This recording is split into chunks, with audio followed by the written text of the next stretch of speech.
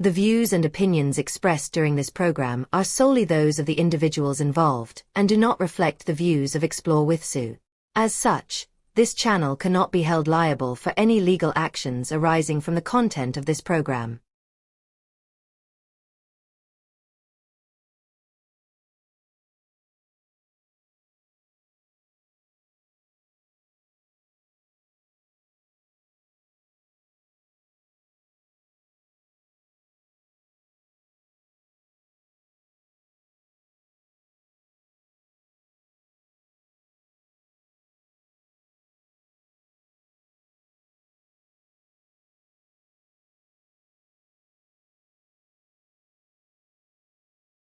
Another Savior, holy, holy, holy, holy, Adimebujuku. Another Savior, holy, holy, holy, holy, Adimebujuku. Well, this is Mobien. This is dedicated to the gallant heroes of the Nigerian Biafra War and IPO families all over the world.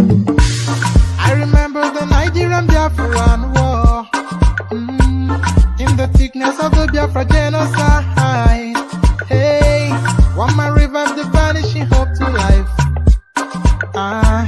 Let the great Biafran army to fight, and they were singing out, holy, holy, holy, holy, Olumewojuku is another Savior.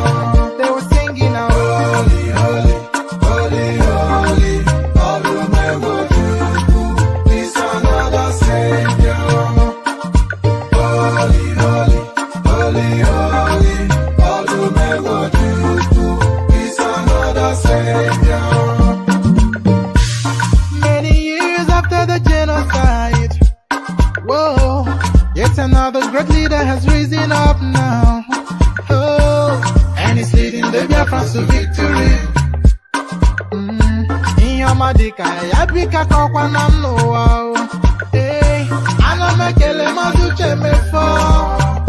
Manemo, it's an honor having you on board. When I'm singing along, holy, holy, holy, holy, Nnamdi KANU is another Savior.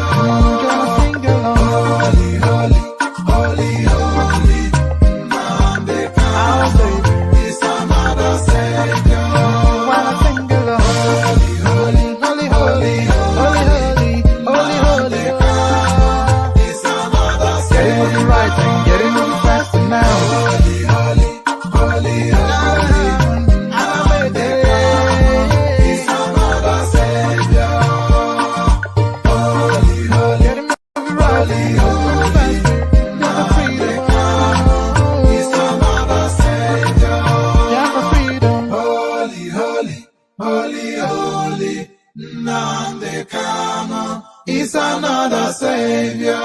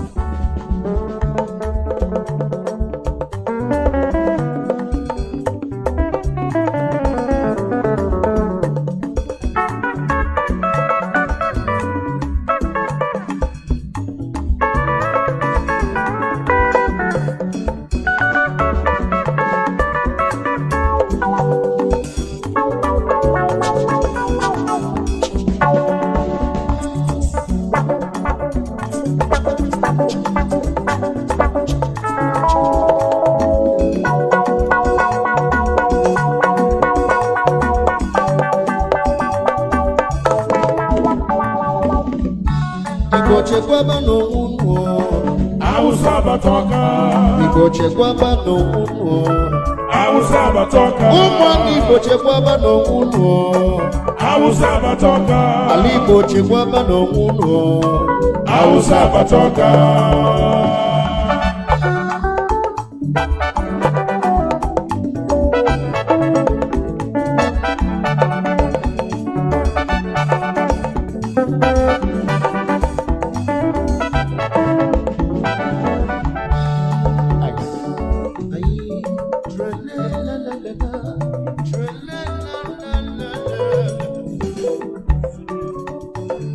Trele, trele, la la la la, trele, la la la la.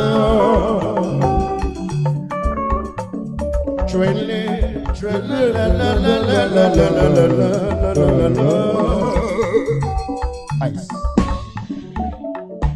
Kanyi chikwa bano wanyi umimo.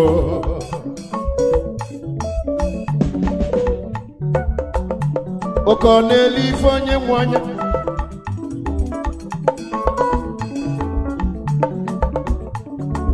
Umimo kanyi chikwa bano wanyi. Na usa patagoka. Onye larula dodo. Onye larula ebulebu ye. Ojo foga no. Omo Igbo kanyi mulanya. Okudumodu nonya kanyi jibia. Okudumodu kanyi jibia. Anyi bu Igbo live music entertainment. Yeah. Onye nwelu tiga anyị ntị n'olu. Onye nwelu tiga anyị ntị n'olu. Okwu ndụmọdụ n'onye aka ị na-agwa ụmụ Igbo. Igba. Mfugo ife Nnamdi kwulu gbogbo. Ife Mazi Nnamdi KANU kwulu gbogbo. 2014, 2015 n'okwule. Ọkwanya na-emezi. Ụmụ Biafra ka anyị tete n'ụla. Ụmụ Biafra ka anyị tete n'ụla. Maka na onye lara ụla ebulebu ya. Nwesi Igbo chekwaba n'onwunu. Hausa matoka. Igbo chekwaba n'onwunu oima. Hausa matoka. Igbo chekwaba n'onwunu. Hausa matoka. Biafra chekwaba n'onwunu. Hausa matoka.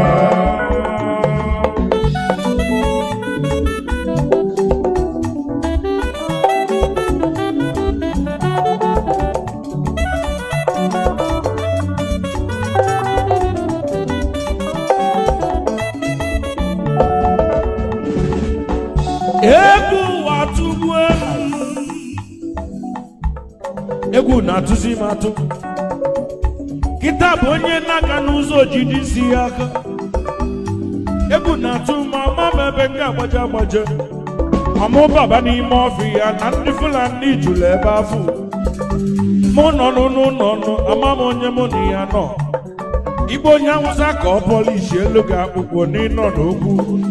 Ndị na-ebugharị shuga nke nọkwa n'ahịa. Ma ndị na-ele akị Hausa linu na faji ekwe. Kezi maka ndị na-achụ efi fajuru n'ọfịa. Akwụkwọ nsọ Chineke nna melu ka mmalụ.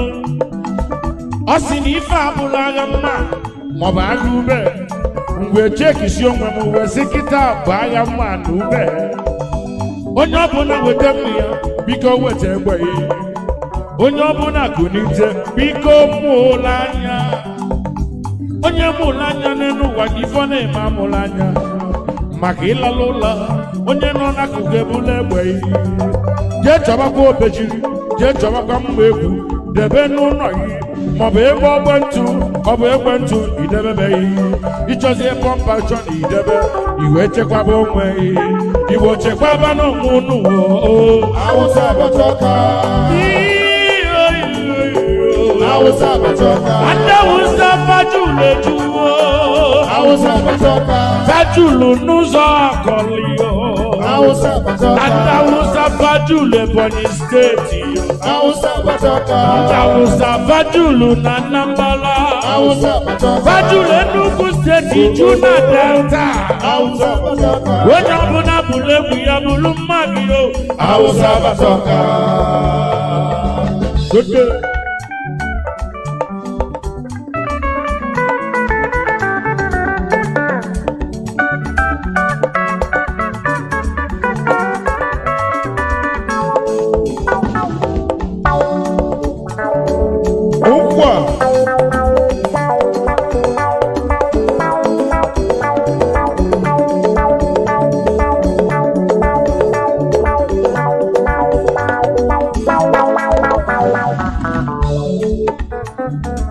ọkwanye iji aka nye mmụ nwanyị ife na-eme. Break down. Onye kpata nkwa rụrụ osi ngwere bịala ya olu. Ife na-eme anyị isi anyị n'aka. Ụmụ Igbo, ife na-eme anyị isi anyị n'aka. Nwanne na nwanne juru na-achụ anụ. O wee si n'ụkwụ ya dịka ụkwụ anụ.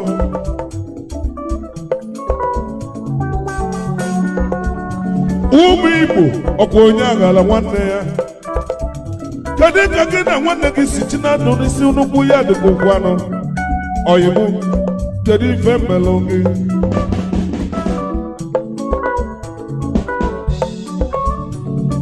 Ife izizi Igbo niile ga-eme.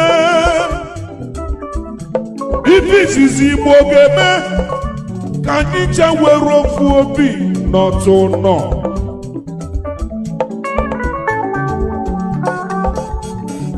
Asị m ife izizi ndị Igbo ga-eme, Igbo niile were ofu obi n'otu nọ.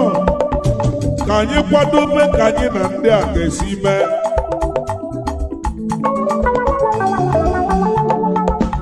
Maka ndị a na-ekwu ife enwe ha nọrọgo na ndị Igbo lekwanụ ka itinyere ife n'ọkụ afọlọ ya iruo na Aguleri ha nọ ya,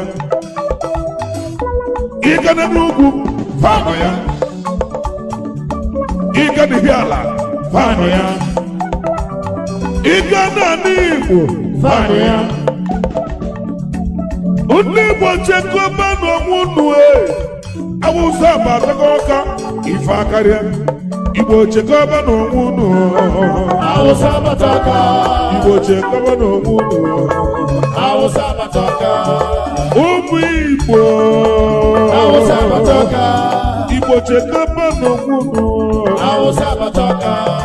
Ofu obi ka anyị chọlọ. Awụsa abataka. Ofu obi ka anyị ga-eji melie. Awụsa abataka. Ofu obi ka anyị ga-eji gaa. Awụsa abataka. Ofu obi ka anyị ga-eji. Awụsa abataka.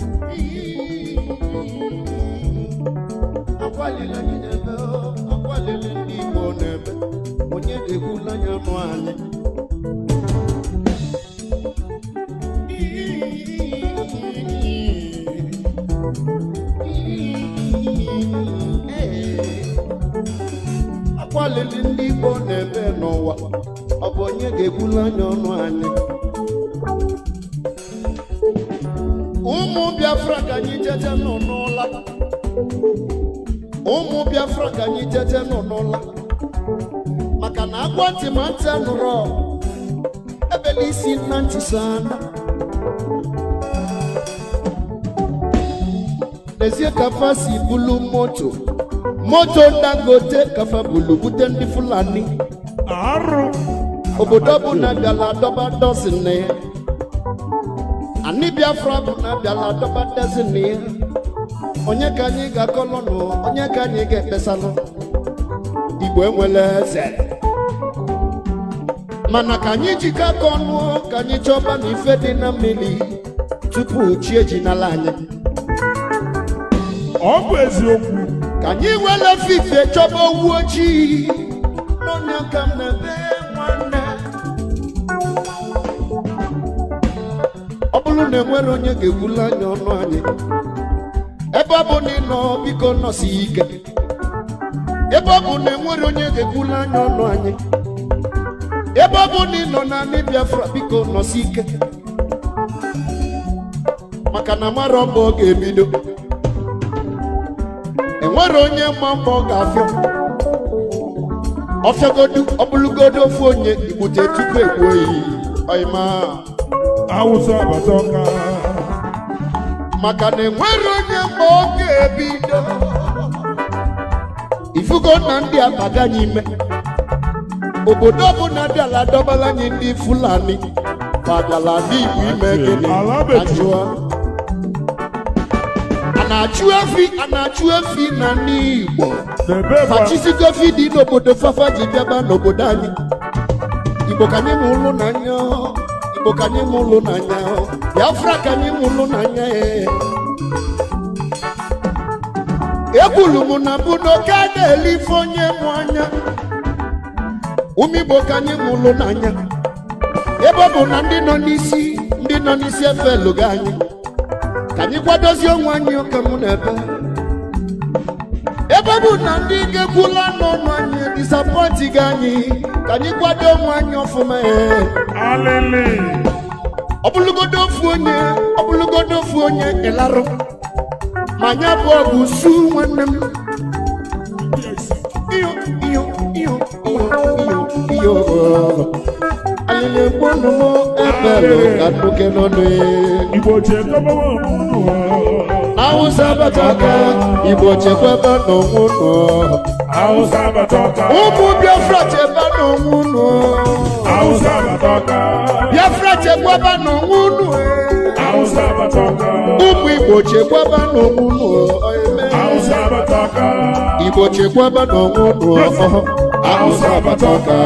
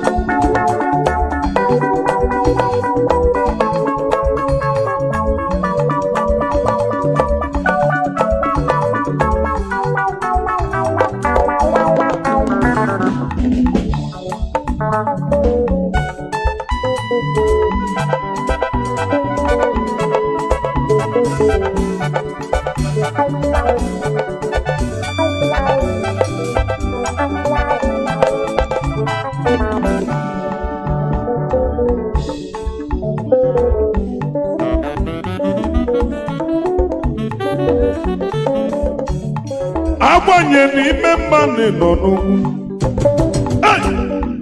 agbanye n'ime njọ nọ n'ugwu kọlọm ife melụ ụwa dịkwa mma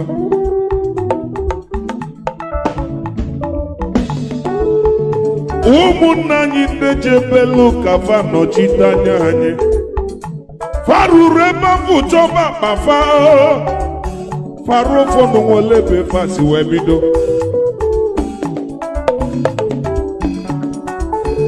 ụmụnne anyị jelu ka fa nọchite anya anyị faruru wee chọba na akpafa faru ụfọdụ nwere ebe fasi wee bido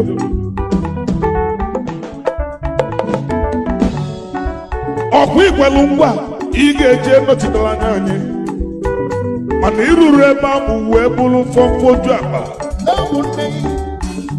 ka anyị nọta n'ụba anyị ife niile chọlụ n'Igbo nwere ya Igbo na-akọ ndị dị mma iruo na-akụ leri anakụ ụmụ orum ọgbaru fa na-akọ ndị ọgbọgwụgwụ ife niile chọlụ na ndị Igbo na anyị nwere ya maka na ụka dịrịrị ife onye mụ anya agba mbụ otu n'ogbe agba abụọ otu n'ogbe ụmụnne m a na-amajụ ọbụ ogbe ka apela akpụ onye akpara anya acha n'ụzọ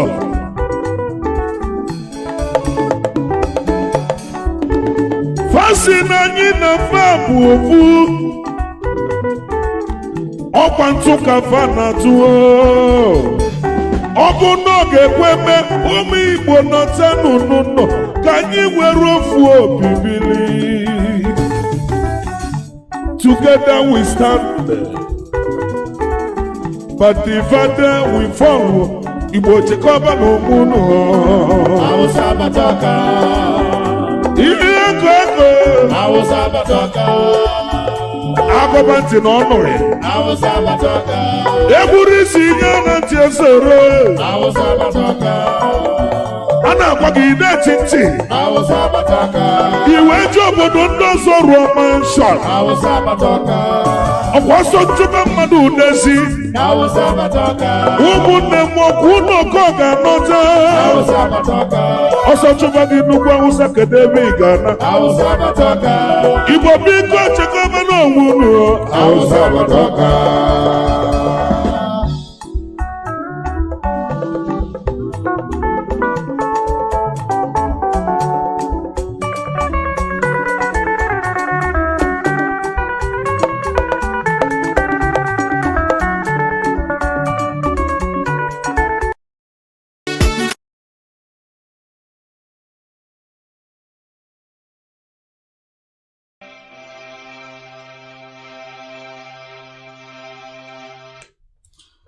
Good evening, wonderful people, great Biafrans, wherever you are domiciled, wherever you are living on the face of this very planet Earth.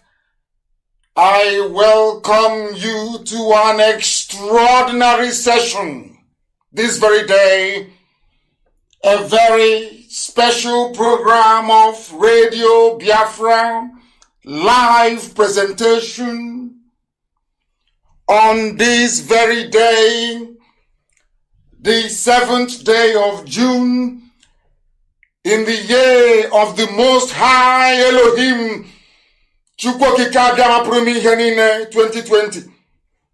The time now is 7 minutes past 7 p.m. in Biafra land and 7 minutes past the top of the hour, regardless of where you are.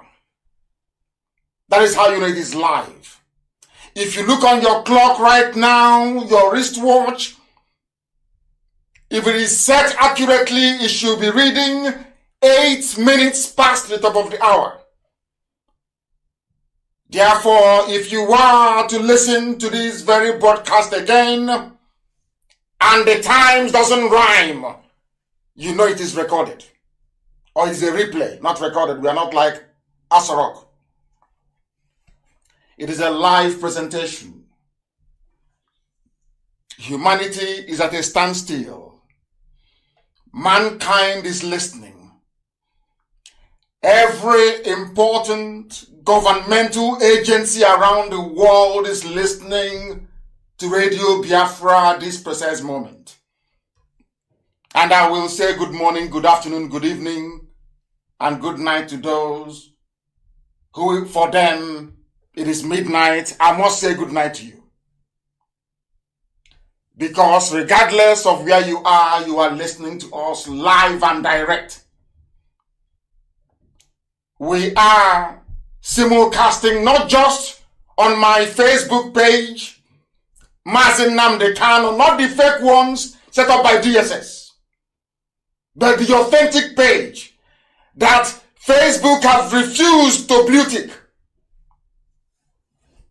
because they are in cahoots with the government of the Zoological Republic of Nigeria to suppress free speech and our God-given right to agitate for our freedom. I welcome each and every one of you. I will ask you to welcome those who are around you. We are on FM in Biafra and also in Lagos. We are on FM in Lagos, 95.1. If you are in Lagos, 95.1, you will listen to us. We are on satellite. We are on apps all over the place. Just go to Google and type, how can I listen to Radio Biafra? Abuja right now is at a standstill. All the places, should I say, where they call the 4 arms zone, everywhere is quiet. Do you know why? They are listening to Nnamdi KANU. Right? Call any of them and see if you will get them. You can't get them. They are listening to this gospel.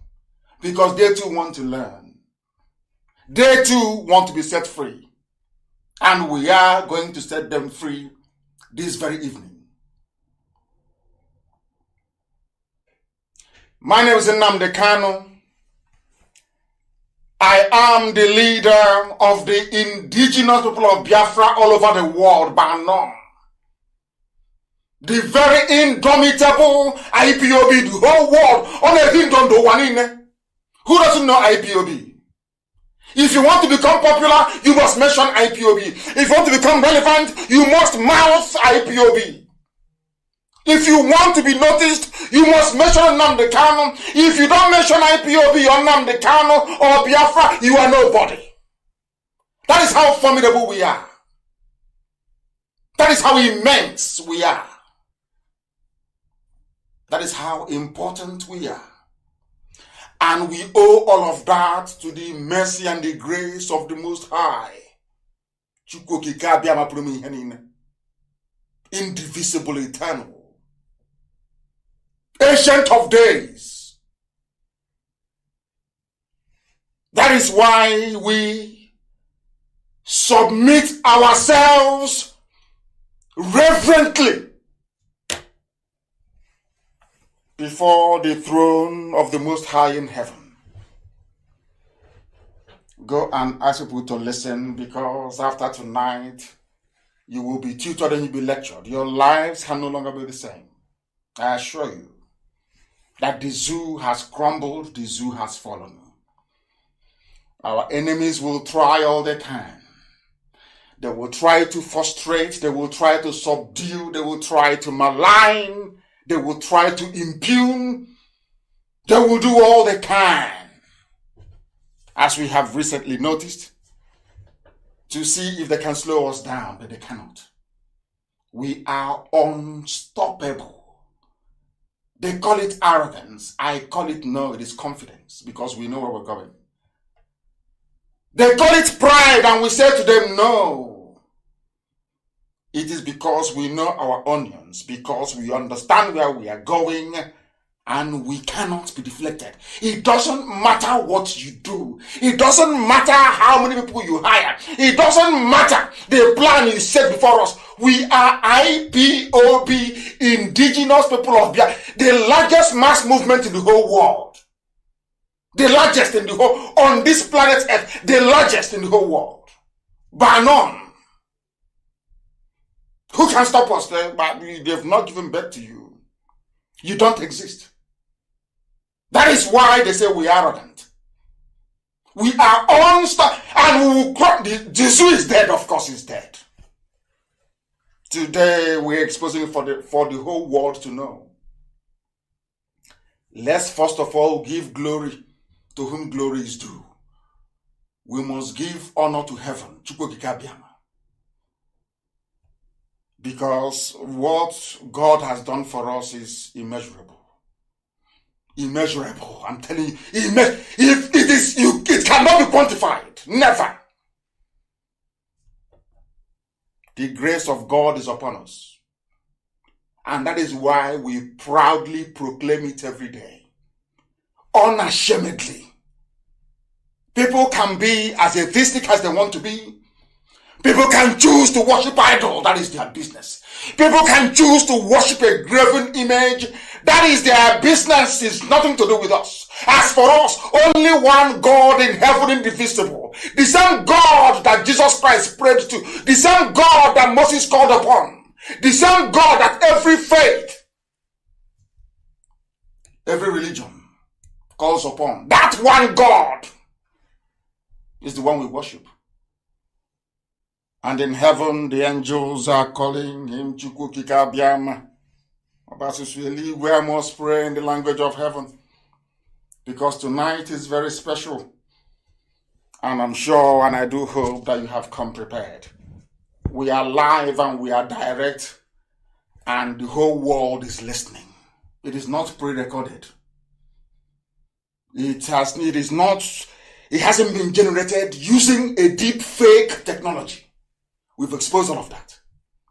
That is why they can no longer speak. I want to call upon heaven. Because as we pray, the angels are right now surrounding the throne of grace of the Most High, praying and bowing down before God.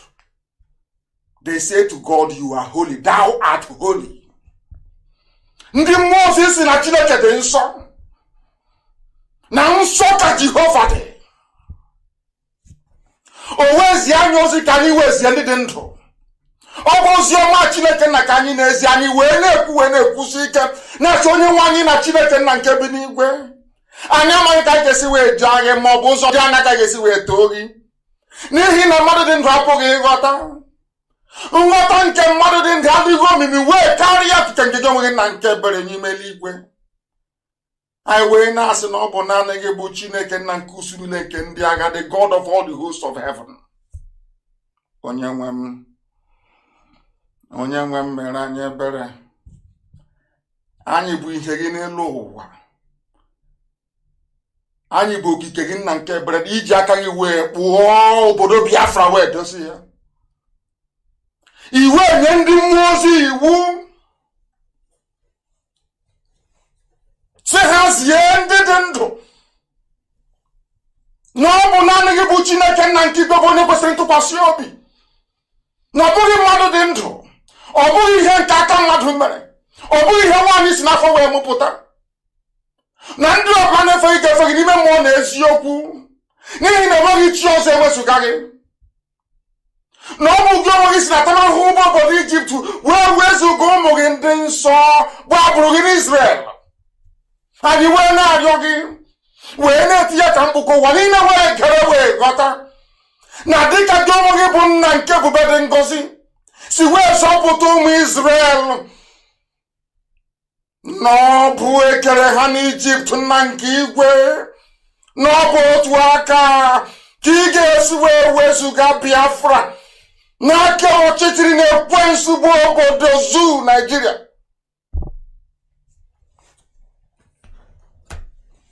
Chineke nna dị ngọzi, onye mmụọ na mmadụ na-efe, onye ebube ya asachiri ihe niile nke ya onwe ya kere eke. Chineke nna nke ndị gboo, onye na-enweghị mmalite ma n'enweghị ọgwụgwụ, ihe niile ikere eke na-akpọkwa n'isi ala nye gị. Onweghị ihe mmadụ dị ndụ bụ n'iru gị nna nke igwe, bikonu, onye na-agbaghara mmehie, onye ji ndụ mmadụ na ọbadara aka ya, onye ike ya niile na-enweghị atụ. Ọ bụ ụzọ dị anya ka anyị ga-esi wee kpụ isi ala nye gị, n'ihi na ihe niile nke anyị onwe anyị bụ ọ bụ site na amara gị na ebere gị, ngọzi gị, amara gị na ọmịiko gị. Onye nwe mbi n'igwe, biko mee ngwa ngwa ka i wee zọpụta ndị gị. Bịanụ ka i wee bọrọ anyị ọbọ, bịanụ ọsọ ọsọ ka i wee bịa nyere anyị aka. Bịakwa lee ka ha rabụ ndị iro, bịakwa ka lee nna nke ebere ndị niile bụ ndị gbara anyị okirikiri wee na-achị anyị ọchị, wee na-esu anyị imi. Ihere ha ga-apụta ihe, ọgba aghara n'elu ọgba aghara ka ị ga-atụkwasị ha n'isi, n'ihi na ndị dị etu a bụ ndị na-ebo anyị ebubo ụgha, bụ ndị kụnirinụ nna nke ebere dị ngọzi wee na-asị na ezumike adịghị mkpụrụ obi anyị n'ime Chineke nna. Mana anyị mana nke a bụ okwu asị. Bịakwa ka i wee chụghachi ndị na-etu azụ, ka ụgwọ ọrụ ha wee bụrụ ihere nke onwe ha, n'ihi na Biafra ga-abịarị n'ikpebi wee n'ime eluigwe. Nna nke ebere dị ngọzi, ka ihere ndị dị etu a wee pụta ihe na obi ụtọ anyị n'ụbọchị nke taa, na anyị onwe anyị bụ ndị nwe ezi ịhụnanya, bụ ndị nwe obi ụtọ, n'obi aṅụrị n'ime gị anyị wee na-asị na anyị ga-ebuli gị elu Chineke nna nke igwe, anyị ga-ebuli gị elu nwanne otu onye, anyị ga-ebuli gị elu Chineke nna nke ụmụ ogbenye, bụ onye na-alụrụ anyị ọgụ, bụ onye na-epụrụ anyị ihu na-epụrụ anyị n'azụ, onye na anyị n'aka nri na aka ekpe. Chineke nna nke igwe lere na anyị bụ ụmụ ogbenye, o nweghị ihe anyị bụ n'iru gị, ma bịa n'ọsịsọ ka i wee zọpụta ndị gị, n'ihi na ọ bụ naanị gị bụ onye enyemaka, ọ bụ naanị gị bụ onye nzọpụta, naanị gị bụ Chineke na onye anyị ji anyị isi.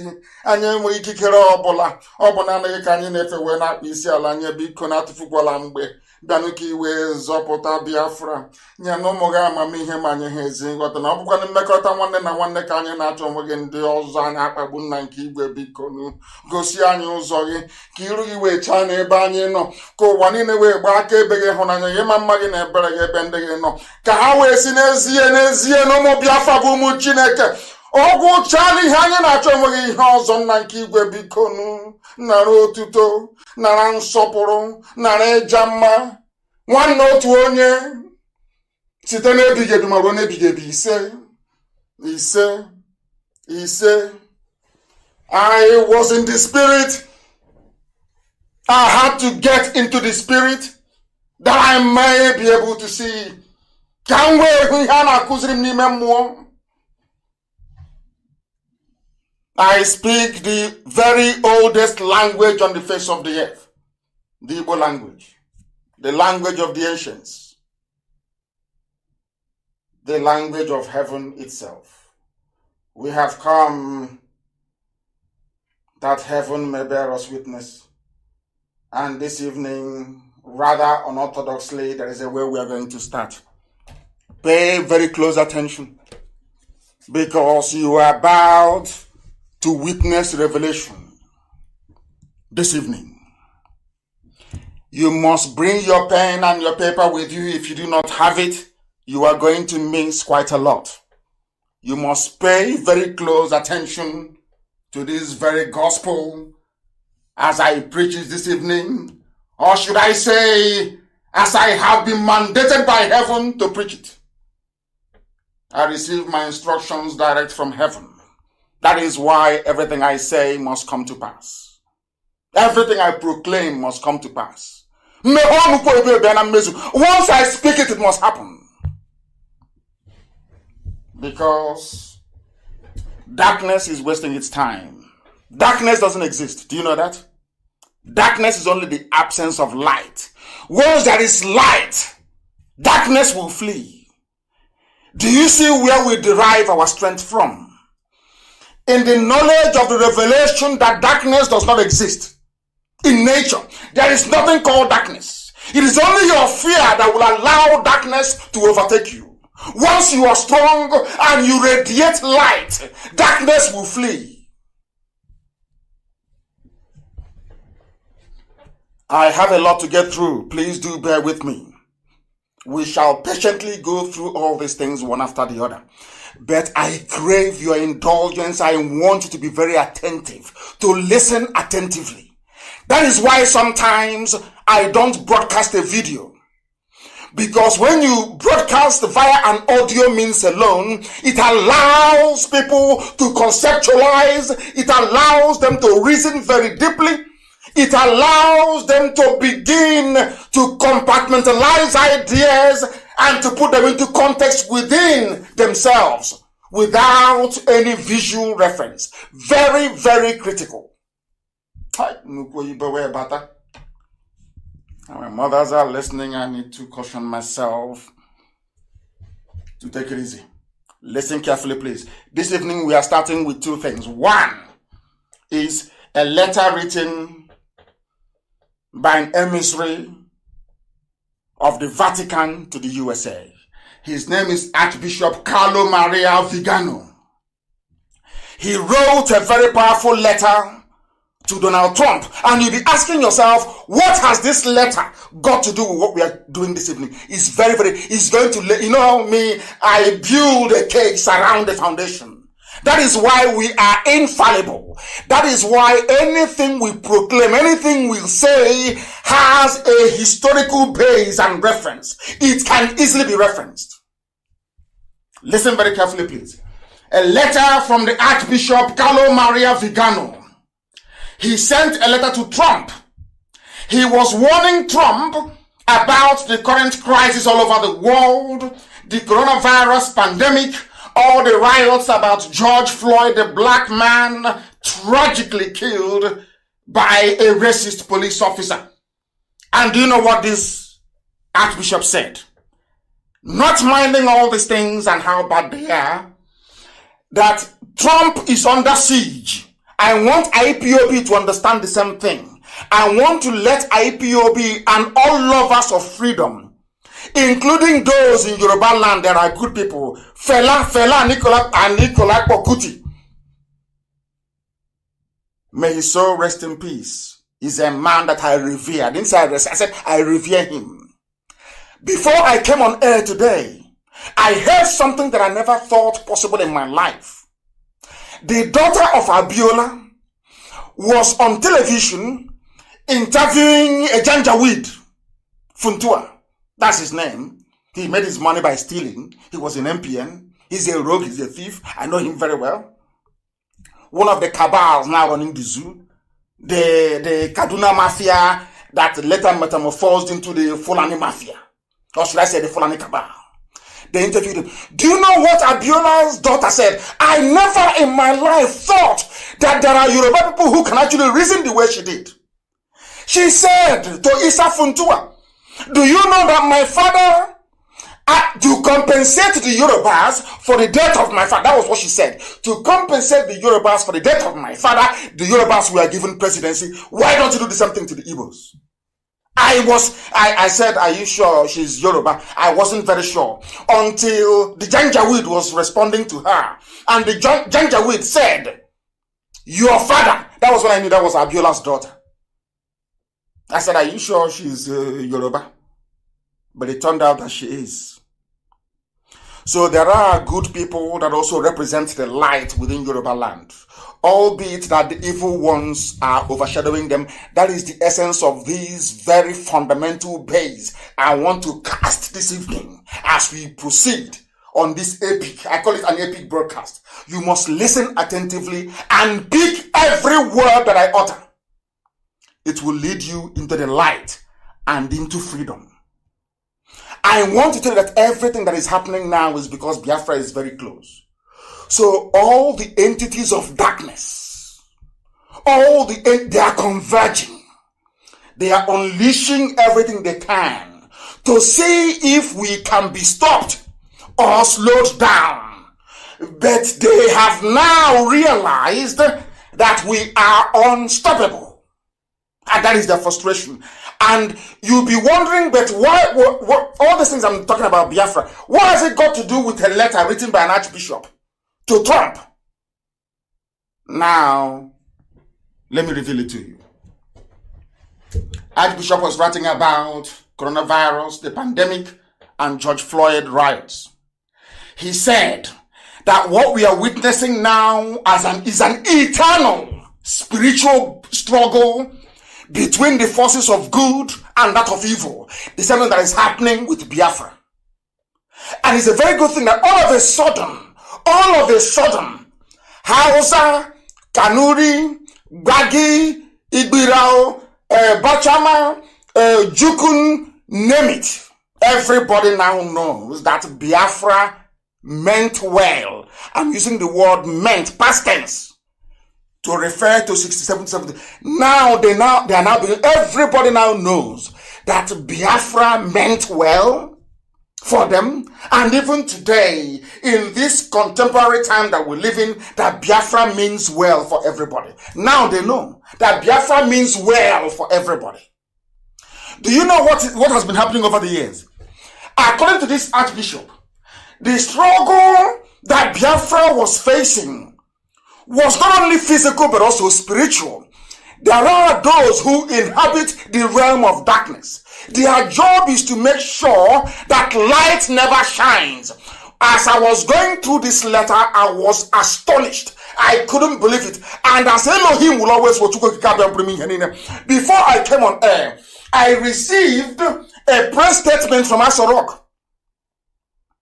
This is It is so fortuitous, it's unbelievable. Fortuitous, please. Those who are writing, you must reference me correctly. This is it's incredible. Before we came on air, there was a statement released by Asorok tying into everything that I was about to actually preach about this evening. Starting from this very letter. Do you know what the Archbishop said? He is encouraging Trump. Listen, the same way I'm encouraging IPOB and all good people, those with the spirit of Fela in Yoruba land. That Abiola's daughter, I don't know her name. I'll try and find her name. There are good people like that. Those in the mold of Paya Debanjo, those who don't change. Not those who will blow hot in the morning, in the evening they're as cold as ice water. No. Consistency is the key. It doesn't, the enemies will come. Don't see any verbal personal attack or whatever. I said, if not, that means you're not doing anything. If nobody is chasing you to arrest you, that means you're not a freedom fighter. If nobody is trying to stop what you're doing, that means that what you're doing is not effective. Do you know what Judge Bishop said? Trump continued to fight the fight. You know what he said? On behalf of the children of light. That was what got me. The same thing I have been preaching for nearly 10 years. The children of light. I said to you, wherever you go in the world, wherever you have blessed children of light, darkness will come. The forces of evil will come. And do you know the funniest thing? Darkness and evil are not very strong. All you need to do as light is to summon the courage to produce the necessary energy to be able to bring your light to shine. Once your light shines, evil will flee. Archbishop Carlo Maria Vigano said to Trump, continue your fight on behalf of the children, in quote, children of light. The same thing I've been preaching to you from day one. Now we proceed. But before I do so, I want to also situate this whole Floyd business on George Floyd. Very sad he died. I want to play what Fela said many years ago about the hypocrisy of the then Nigerian government saying they are fighting apartheid. I want to play it for you very briefly so you can understand that hypocrisy. Anybody who is upright in life can never be a hypocrite. You don't follow the crowd for the sake of it. You must find reason to follow that very crowd. There must be a reason. Do you see why I revere Fela? Consistency, it does not matter. Fela was a crusader. Fela said that evil is evil, good is good. It doesn't matter if that evil is in South Africa, whites against blacks. It doesn't matter where it is. If you cannot condemn what is happening in Nigeria, you cannot condemn what apartheid is doing to blacks in South Africa. I want to play it very briefly for you. We are just weaving, should I say, the fundamentals together of tonight. I said there has never been a program like this before. Heaven gave me a message to preach. There will never be one like this ever again. I'm telling you the truth. Listen attentively. Listen attentively. And learn. This is Fela, a Yoruba man, mind you. You see, South Africa is better than Nigeria. South Africa is better than Nigeria. I know so. I know so. But look, we're saying whites are mistreating black. Whites are mistreating black. That's what Fela is saying many years ago. I want you to, as I'm analyzing this thing for you, think about this man that was killed tragically, George Floyd, and the outpouring of grief all over the world. White people are protesting. Remember many years ago I told you that there is one thing about white people. No, you can accuse them of anything in life, but at least they have conscience. That was why God loved them and gave them the grace.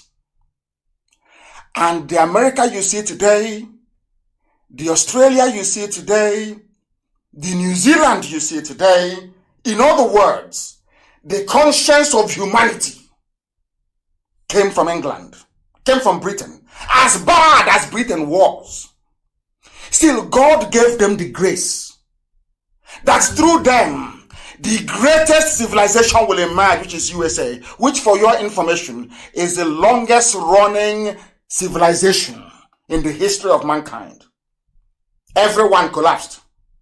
This very one now being spearheaded by USA is the longest running course of human civilization since history began. What am I trying to say?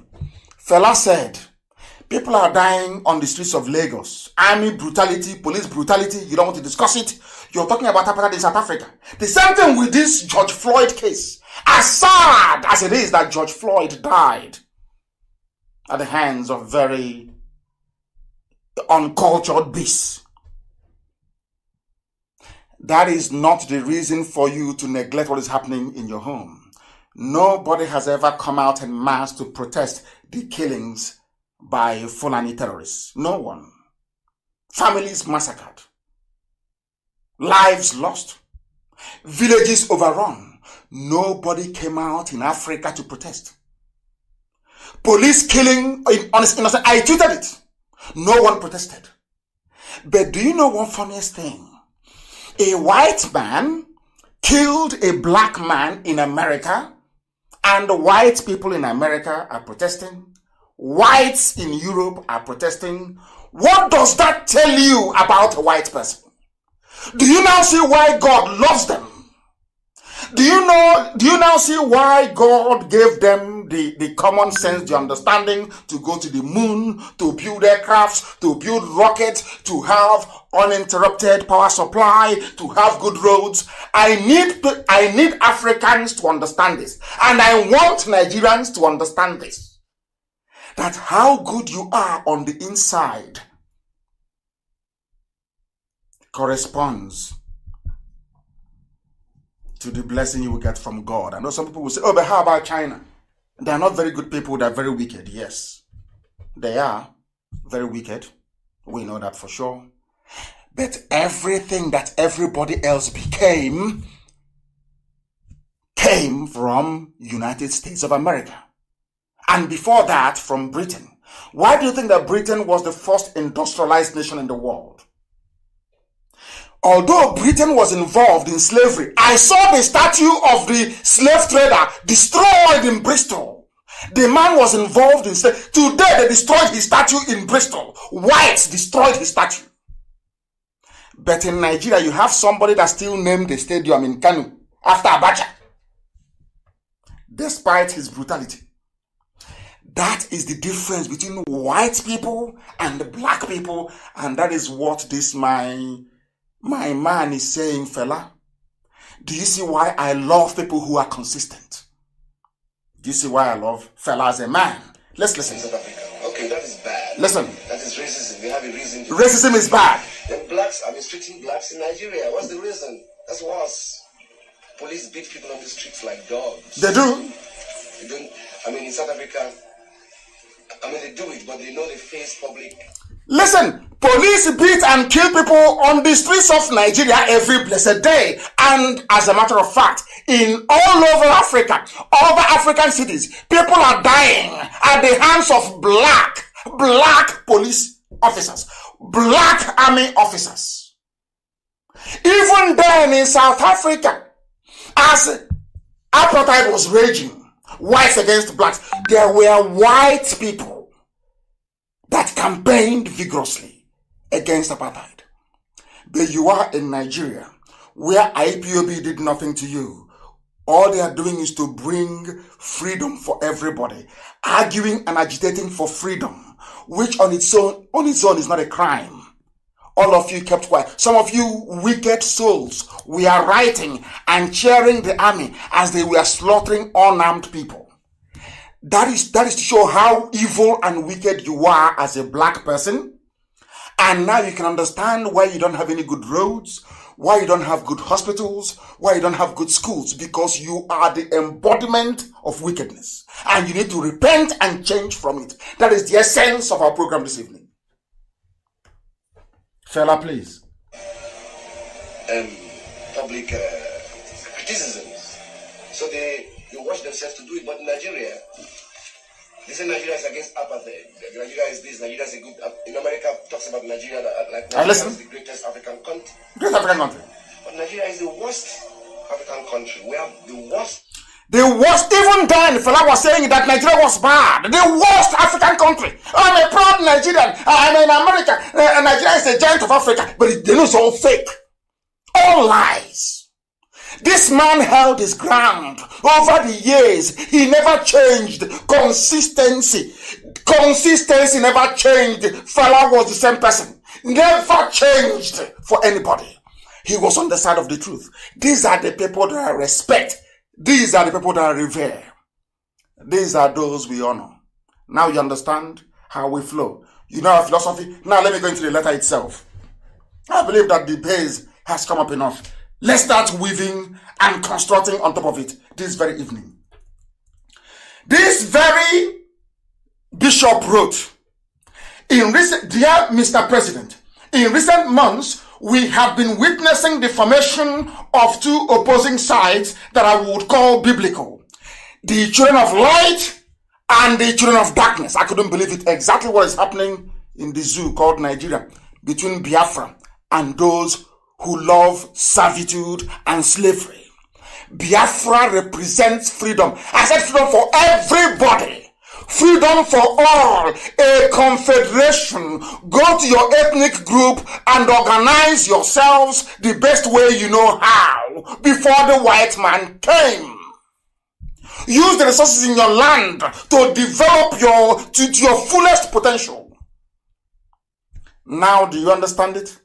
There is a war going on. You may not see it. You may not understand it between the children of light and the children of darkness. You must understand this. If you don't understand it, you remain blind. Who are the children of darkness? Those that come to you and tell you, oh, Biafra is not possible. What are you talking about? Why not one Nigeria? Who are the children of darkness? They are your pastors should I call them, in Pentecostalism. That's about one Nigeria. Anybody who says to you, pray for one Nigeria, that person automatically becomes a child of perdition, a child of darkness, a product of Lucifer. They want you to be held down in perpetual slavery. They want to hold you down in bondage. I am saying this with every clarity of mind you can ever imagine.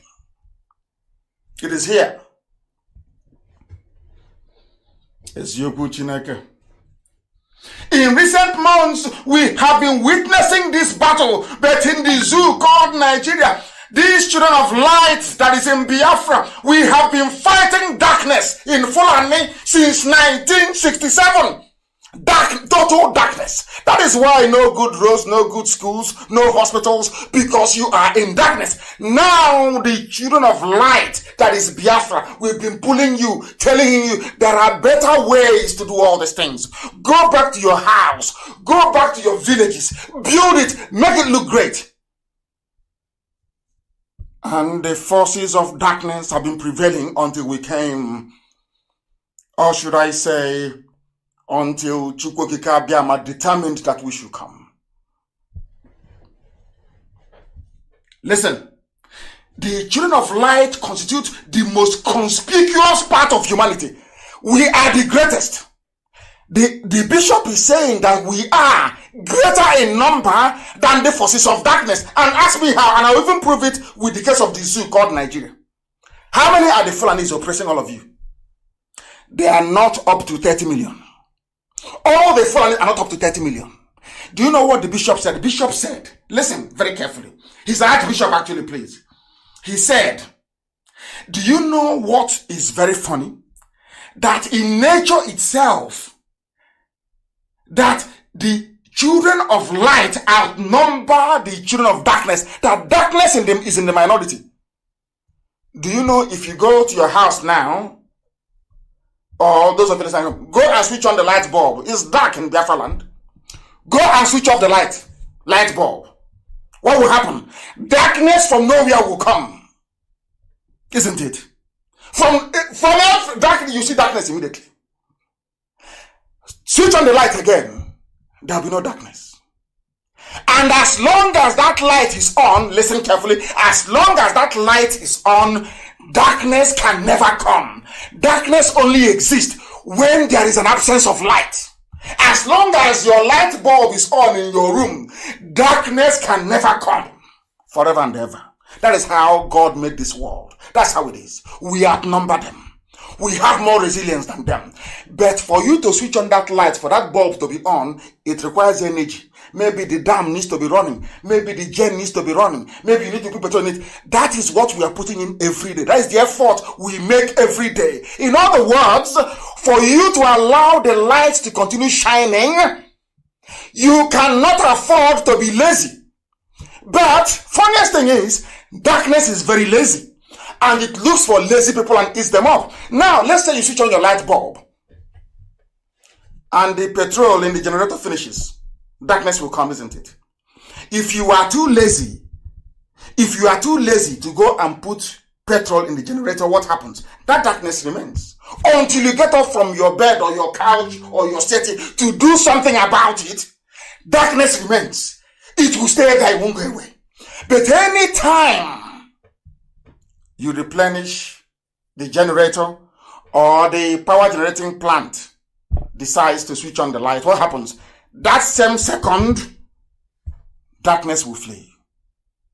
Once there is light, no more, that darkness is gone. That is why, as strange as it may sound, darkness is not a natural phenomenon because it's from the devil, from Lucifer. It is not. That is why it cannot stay on its own. Because if there is light, for you to bring darkness to cover it is almost impossible. You can't. Can you cover the sun? Of course you cannot. Now you understand. And very soon now, we are at 12.7K on Facebook, which of course is even a suppressed number because they wrote a special algorithm for us. But I can assure you, before I get to the really juicy part of this broadcast, they'll push us down to maybe 5,000, but it doesn't matter. People are listening all over the world, on YouTube, on every app that is known to man. We are on satellite, and we're also on FM.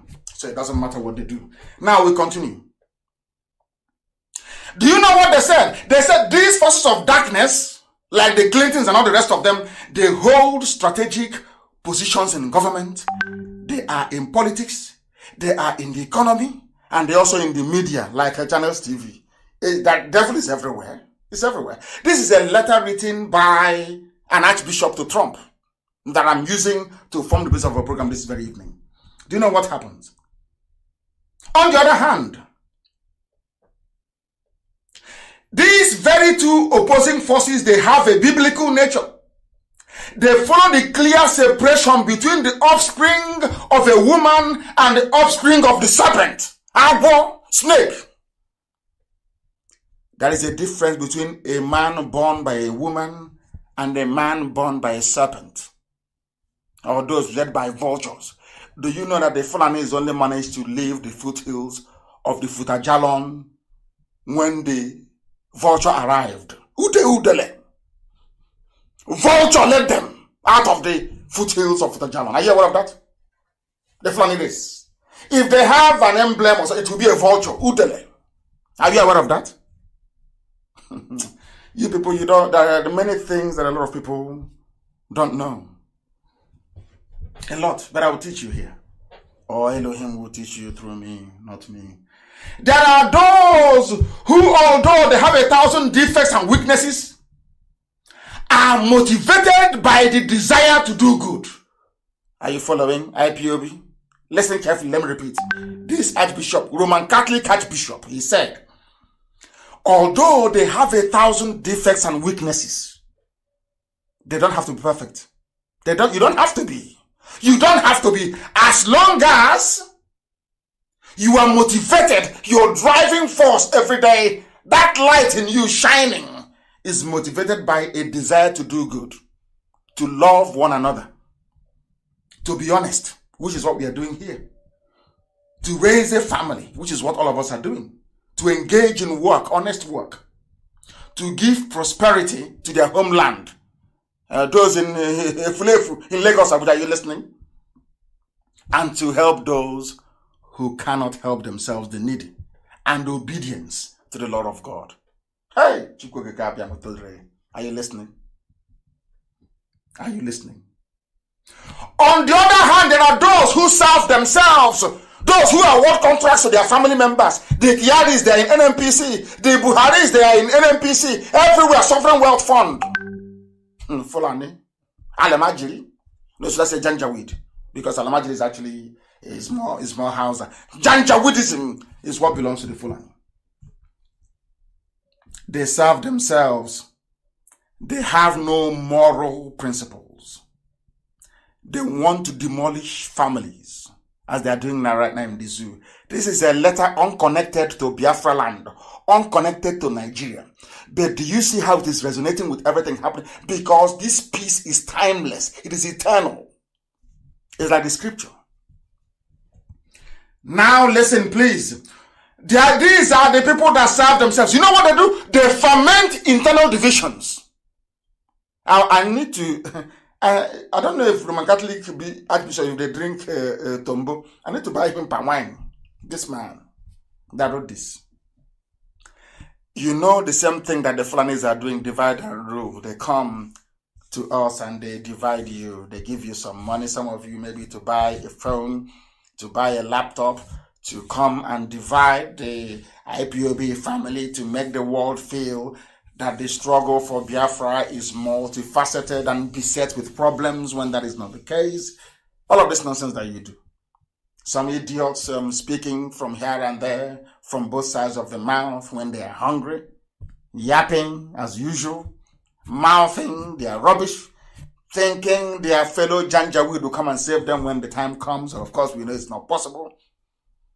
Giving you the impression that there is internal division.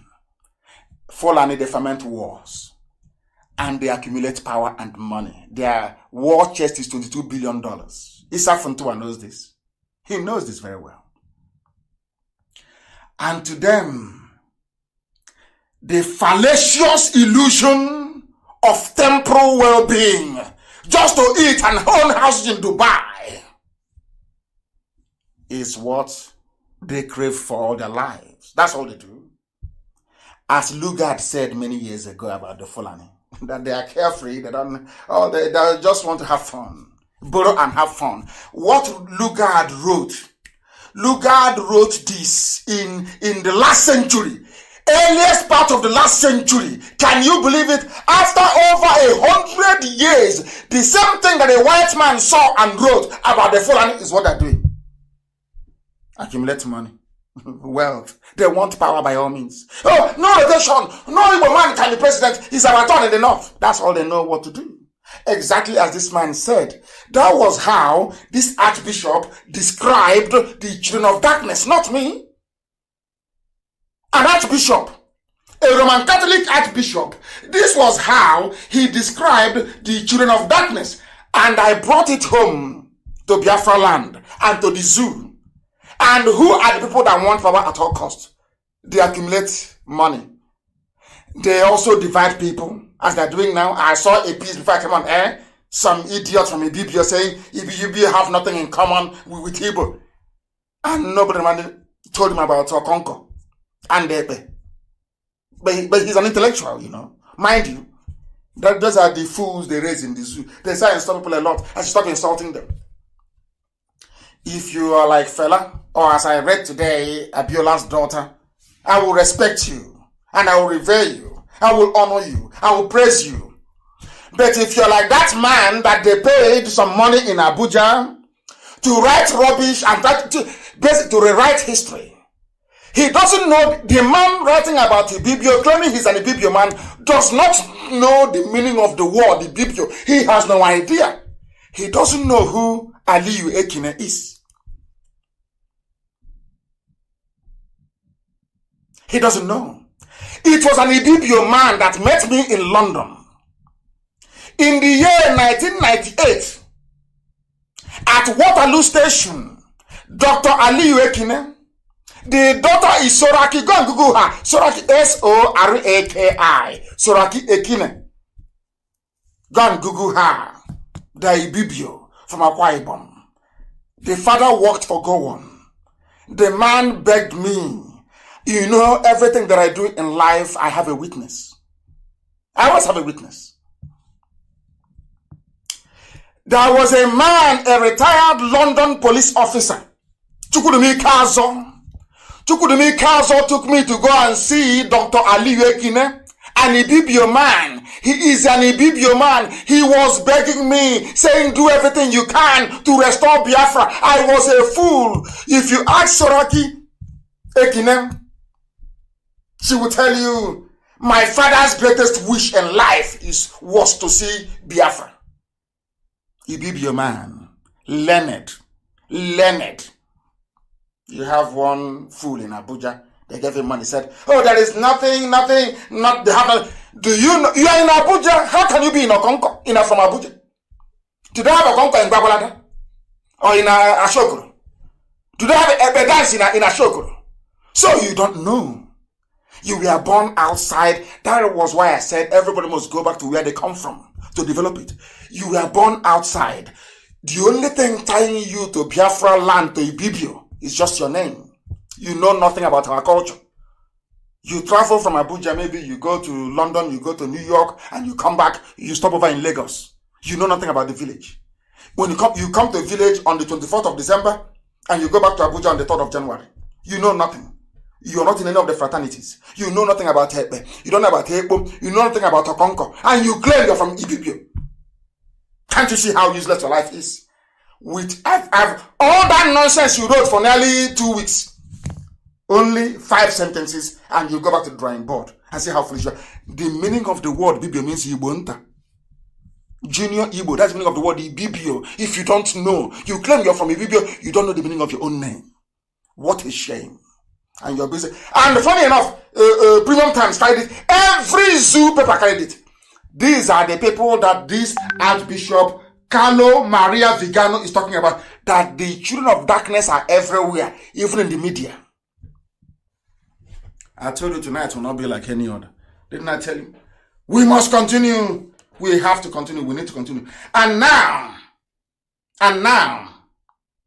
let me tell you, to complete this whole thing, I saw this very press statement. Powerful sent it to me before I came on air.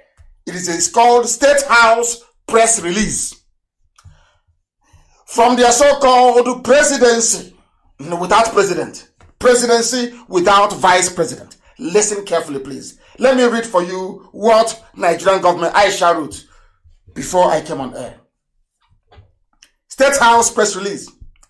IPOB, self-proclaimed Jews using Christianity to wage war against the Nigerian state.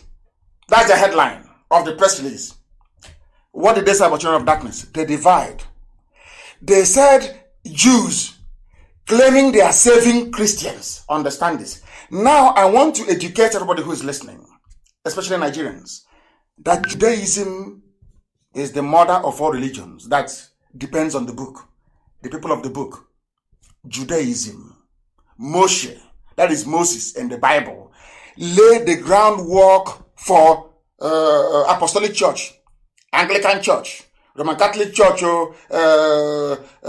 of God of Latter Day, Church of Jesus Christ of Latter Day Saints, or whatever they call it, Assemblies of God, Christ Embassy, even Satan's Embassy, all this, everything that you go to, every church you go to, you owe it to Judaism. Judaism is the granddaddy of everybody. Everybody. Judaism is the pinnacle. Started it. Before, they were called Judeo-Christians because everything that Christians refer to in the New Testament, they got from the Old Testament. The Torah and the books of the prophets. Isn't it? Without Judaism, there will be no Christianity. Without Christianity, there will be no Islam. Islam copied Christianity. In fact, Islam is the carbon copy of Roman Catholicism. The revelation that Prophet Muhammad saw was from Angel Gabriel. The revelation received by Moses at the place of the burning bush is from God himself. God said, I am that I am. When Moses said to God, who do I tell them? Sent me. Said, tell them, that I am that I am sent you. If you ask Muhammad who sent you, Muhammad will tell you Angel Gabriel saw him. And who created Angel Gabriel if not God in heaven? Are you following? Everybody, regardless of who you are a Jew. Both Islam, both Christianity, you are a Jew. The same thing that within Christendom, everybody is a Catholic. There is a creed that used to be said in Anglican Church when we are small. We pledge allegiance to the Catholic Church. The creed, go to any Anglican church and look at the creed. It's called Catholicism. Catholic creed. That's what it's called. That umbilical cord can never be broken. Do you understand it? Everybody is a Jew, including Prophet Muhammad. He's a Jew, copied from Judaism, came to the temple of God in Jerusalem, where they built the dome on the rock. That centerpiece of Jerusalem, the dome on the rock, in reverence to Judaism. Prophet Muhammad left Arabia to come to pay homage to the God of Israel. And inside that very temple of the God of Israel, they built the Al-Aqsa Mosque.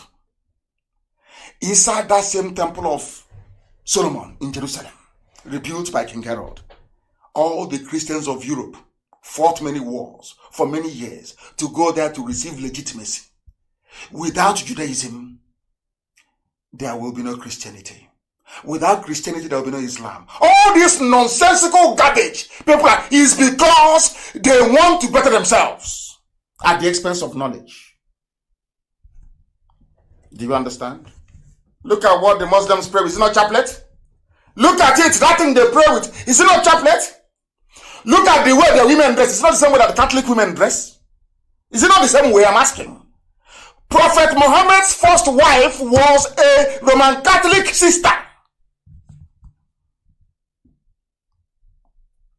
So you don't know that Muhammad married a Christian, a Roman Catholic? So you're not aware?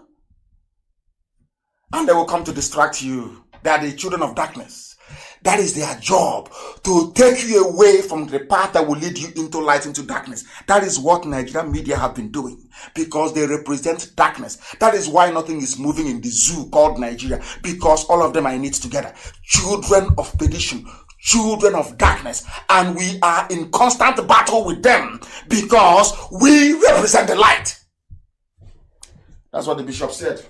Let me read what they wrote from the presidency. They want to divide us. They're telling you, oh, it's Judaism. Nnamdi KANU is practicing Judaism. IPOB is Judaism. Therefore, they're rubbish. Without Judaism, no Christianity. Almost every gospel in the Holy Book made reference to the book of Psalm in the Old Testament. What is Judaism? Old Testament. What is Christianity? New Testament. That's all. Combine them till it becomes a Bible. Isn't it? So that now you see how divisive the Fulani are. They want to divide us. In other words, tell you, oh, if you're a Christian, oh, don't mind them. Oh, they are practicing Judaism, so they cannot fight for you. So the people now, I'm sure, George Lloyd, that died in America, or Lloyd George. So people fighting for him are people that went to Black Episcopal Church in America, or Black Pentecostal Church. So people campaigning for him in Norway, in Denmark, they go to his church. Do you see how a black man reasons in Africa? Now, instead of you to say, oh, IPOB is fighting for me, I'm a Christian in Southern Kaduna, they want you to think that only a Christian can fight for a Christian. Do you see how divisive they are? I will continue. IPOB, self-proclaimed Jews, that we are self-proclaimed. We are all Jews. Everybody is. You are. Everybody is. Once you believe in one God, one indivisible God in heaven, you are a Jew. One God. Because the person that received that revelation is Moshe. The only person that was only one. He said, who says I am that I am? Go and tell Pharaoh, I am that I am. I have no name that man can pronounce. If you believe in one God, we call him Chukwu. Chukwokika Abiyama, the supreme God, the creator of the heavens and the earth. Through his work, we know him. Abiyama, come close, you know him. All of you are Jews, everybody is, for your information. The people who didn't go to school, writing rubbish every day. Oh, they're practicing Judaism. We are the original seed, the original from the beginning. Forget the nonsense the Europeans gave you. Because here we speak the truth. Always. If Judaism is not number one, why did Europeans fight for 100 years to get into Jerusalem? If Judaism is not number one, why is it that Muslims said they will die rather than give up a place that is not their own? They have 2 mosques on the Temple Mount, on the Temple of Solomon. They are claiming something. So if Judaism is not important, why are Muslims willing to cause a 3rd world war because of it? Simple question. If Judaism is not important, why did you have the Knights Templars in Europe for nearly 700 years?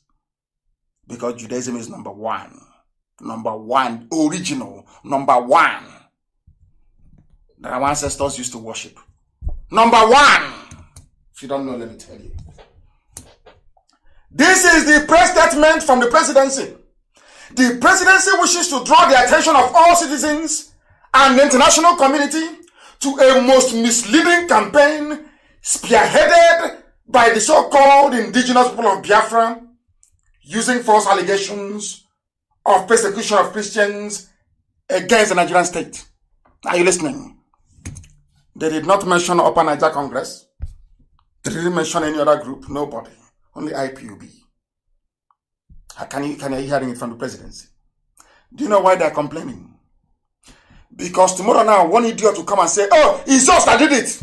I was in Washington. But I've been telling you from day one, there are some diplomatic moves we are making that the eyes cannot see. That very soon you will see it, and this is the result. The world is now calling them every day, saying, what are you doing? This is what IPOB is telling us. And now they are responding, telling the international community that the so-called are no longer proscribed. Can you see how all of a sudden IPOB is no longer a terrorist group to them? Before, Garbashev who will say the proscribed, the terrorist and proscribed, illegal, illegitimate IPOB. All that is gone. It now belongs to the past. What it's now saying is the so-called indigenous people of Biafra using false allegations of persecution of Christians against the Nigerian state. A very deep, please, Amaka, please release the press release. They put it everywhere. Powerful, send it to Amaka so they can put it everywhere so they can read it yourself. A very deep and wide investigation by an agency of the Nigerian government working with international partners have made us become aware that there are 2 interconnected campaigns being run concurrently by Chineke, children of light, IPOB in this regard. And Jihanan, that's why the zoo is collapsing. It's gone, completely gone. People play with IPOB at their peril. You don't know who we are. We destroyed Nigeria. Talk less of another security guard. Somebody said to me once, I am used to counting in millions, so what is thousands to me? We bring down people that think they cannot be brought down. We destroyed Buhari. We destroyed Abakari. And Aisha is on the run. Where is Buratai? We destroyed people who are men. Talk as ordinary guard. In the night, they touch checking the pipe to see if there's any leakage of kerosene. You want IPOB to remember you, to talk about you, so they can give you more money. Okay. It's only a pin. If you want to deflate a balloon, you don't use a sledgehammer. You don't use a rod. You don't use a plank. It's not that tiny pin. You can't see it. You put it on the bell boom or wash it beneath. Easy.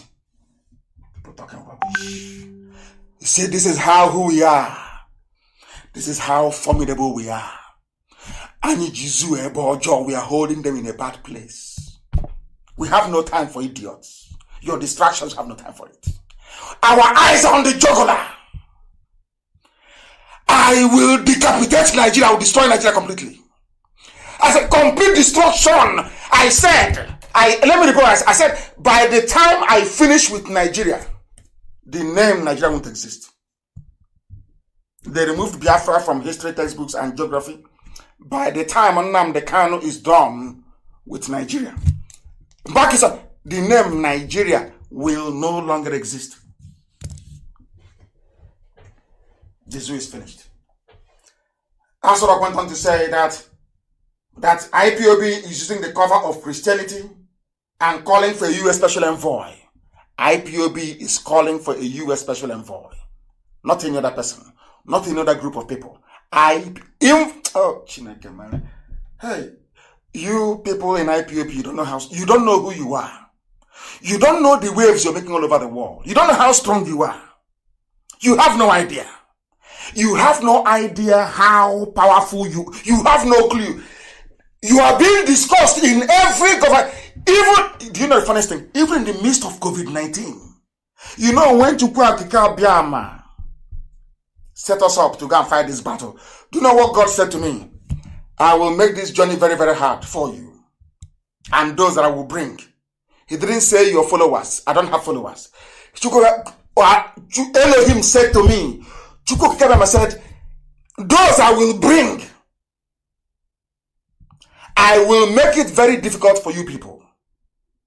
You are fighting this battle when people have lost faith and belief that honest men can come up.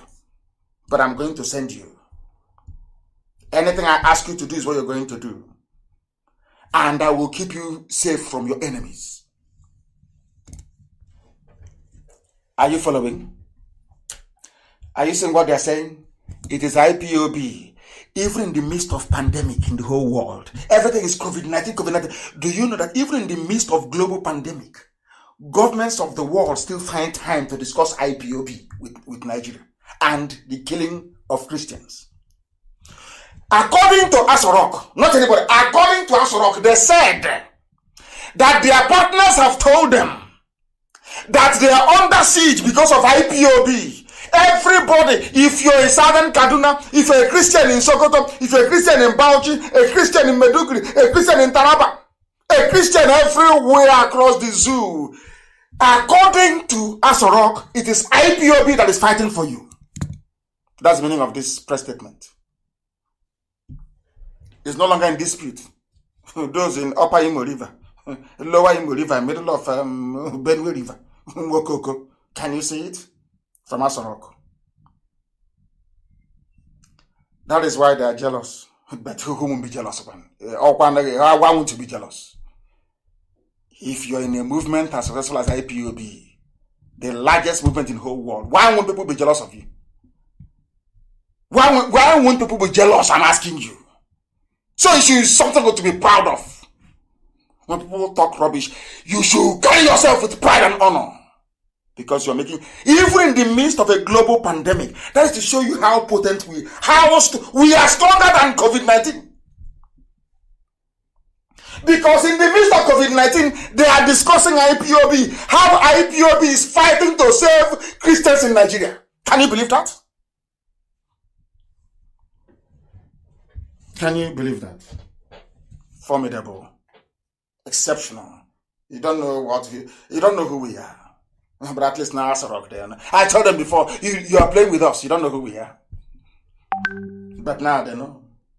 Now they know. The IPOB leadership that proclaims itself as Jewish, a position not shared by the generality of members. We don't have members. We only use the word members sometimes to make people who are not well educated to understand what we're saying. We are a nation. We represent the nation we are the indigenous people of Biafra. We are not a group. There are indigenous British people like the Celts. They're not a group. The Celtic race across the British Isles, which is Welsh people, people from Cornwall, the Scottish people, and the Irish. The English they came from Denmark, and they came from Germany. England, you see today, is a mongrel race. They come from the Angles of Denmark, and some of them came from Saxon, from Lower Saxony in Germany. They are not original British people. The only original British people are the Celts, the Celtic people. And they have their language till tomorrow morning. Now you understand, don't you? Hey, Eligwe, heaven is bearing me witness, not man. Man, what we are saying is beyond the knowledge of people schooled in a very decrepit, very dilapidated system of education in the zoo. You can't comprehend what we're doing. Anybody, you can't. I'm telling you the truth, you cannot. You cannot. They say, but I have now proven to Aisha, who is the current Madam President of Nigeria, including yourself, Aisha, you're a Jew. If you're not a Jew, there is nothing that the Dome on the Rock will be doing inside the Temple of Solomon. Muhammad wouldn't have gone there. The prophet could not have gone to Jerusalem. Now you understand. Everybody is a Jew. Everybody. And because the Jews are the children of light, that is why darkness will always hate them.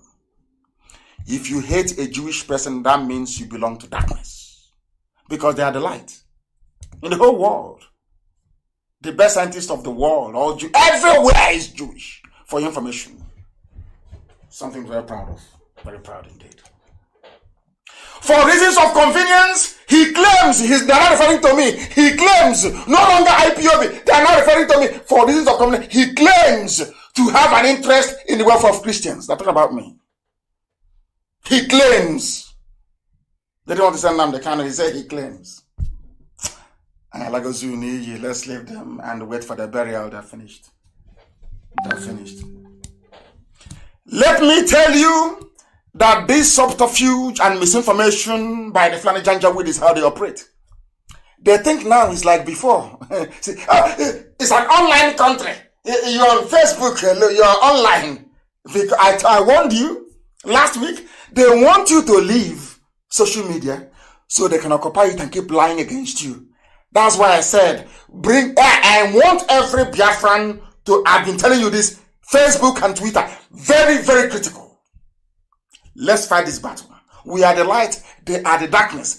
Darkness has never defeated light before because darkness doesn't exist in nature.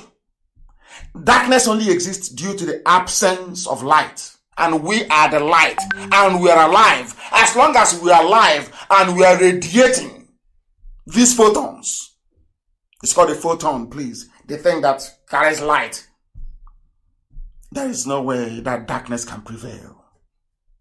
We need to, all of us, tell your sisters and your brothers, everybody, they must be on social media fighting for the freedom of everybody and fighting oppression wherever we see them. I'm like, fella, I see evil and I call it out. Once it is evil, I must tell you what you're doing is evil. It doesn't matter the country you belong to. I will tell you. Slaughtering of Christians of Hausa extraction in southern Kaduna is evil. That is what I condemn. I condemn it in its entirety.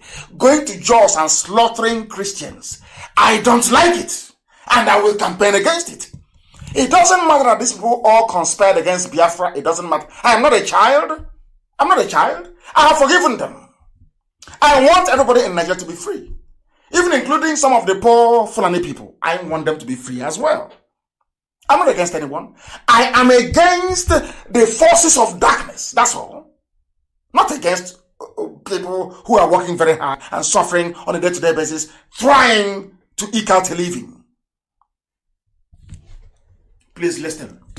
The two central planks upon which the Fulani Janjaweed campaigned and took power from Jonathan was the inviolability of that very zoo called Nigeria, which now Boko Haram have now taken over some areas. And nobody's talking. But somebody spoke. Albeit from PDP, but somebody spoke. Insecurity. Remember, I traveled to Sweden. I went to Swedish national television again to be interviewed by a journalist in Sweden. People don't know how far we have gone for the sake of Biafra. And somebody staying somewhere and molding a bit of block. One room in a hotel. He wants to finish one. He's building a 20-bedroom hotel. He's busy in the price of cement and the trip, calling the man supplying sand. As they're doing that, I was busy in Sweden, lobbying the Swedish government and going on the national television to go and speak about Biafra. Do you know what was told? What the journalist told me in Sweden? This was in 2015. He said, "No, we don't want Jonathan there. He doesn't." Then I didn't know that Obama was the one behind all this game. Obama wanted a Muslim in charge. They needed to renew their oil contract. They were not sure that Jonathan would give it to them, so they needed something. The Yoruba said they were angry that they didn't have or hold that many positions in position that would only benefit them, or not the whole of the Yoruba race, so mind you. They didn't have enough positions in Jonathan's administration. Because of that, they were going to bring it down. But as I've told you before, a Yoruba Muslim will always align with the Fulani in the north. That is how it is. A Biafran Muslim will always align with the Fulani in the north. Some of you have forgotten that when Obama, a whole president of the USA, traveled to Saudi Arabia, he bowed before the king of Saudi Arabia, the most powerful country in the world, their leader, bowing before people that produce nothing and that make nothing, that import everything. What does that tell you? Their religion is more important to them than common sense and decency. That is why any Biafran who is a Muslim will always serve the caliphate. Do you know why? Because the supreme leader of Islam, or of Muslims in Nigeria, is a Fulani man, the Sultan of Sokoto. Does that make sense to you now? Does that make sense to those of you who can't quite reason properly? Does that make sense to you? Now let me read this thing for you. They used insecurity as their landmark. That is how they are going to win. Everywhere. Insecurity. Voting the general. Voting Buhari. He's the hard man. He's the general. As the Swedish white man told me, we need a general who is there, who can do something. The general went in. The general saw. The general died. They have continued to rule in the name of the general till this very day. And insecurity got worse. Way worse. Can you imagine Jonathan being in power? And all this banditry, all this killing of Christians, all these massacres everywhere? By now, they have gone to Asarok to go and burn Jonathan alive. But then the funniest thing, the man who promised he was going to solve all these problems, he's dead in Saudi Arabia in a shallow grave. The person that they used to replace him is also dead. Now the man's wife is the one who is in charge. And all of you know all of these things. That's why they can never show his legs. That is why he will always wear a shoe to enter into a mosque. Because no matter what you can do to the face, in terms of deep fake videos and using rubber mask, you cannot wear a rubber mask now on your feet. It's no longer possible. So that is why they can never show his legs. Because his legs are as fresh as that of a 45-year-old. That is the truth. That you can never see. Even the picture they released today, claiming is Aisha Buhari's sister. This Buhari who can no longer speak. They cut off the legs. Don't look at the pictures, is there. They cut his legs off. They don't want to see how fresh he's looking. Because they think you are all fools. But we know we are not. They campaigned on insecurity. That Jonathan wasn't good enough. Let's bring in this hard man. Yoruba newspapers campaigned. Yoruba media. I keep telling you, oh my God. I wish people can open their eyes and see. With the exception of this Abiola's daughter that I saw today. Go and see what is going on. Now, Southern Kaduna, Isanlu, Yagba, East Government Area of Kogi State. Armed robbers, oh my goodness, insecurity everywhere. Everywhere is on fire. Alamajiri is coming down. Every Janjaweed in the Sahel, every child of Lucifer, born under the banner of Islam and the Fulani Janjaweedism is heading down into the zoo, to the extent that Ganduje said they should close the borders in the north. And I'm asking people from the south of Nigeria. When I say now, you say I'm insulting you, but I just want to bring to light how stupid all of you are in the south, by which I mean Biafrans and Yorubas alike. Do you see how foolish you are? They close your own borders in the south, but in the north, all their borders are open, and you can't think, you cannot reason, you can't ask yourself questions.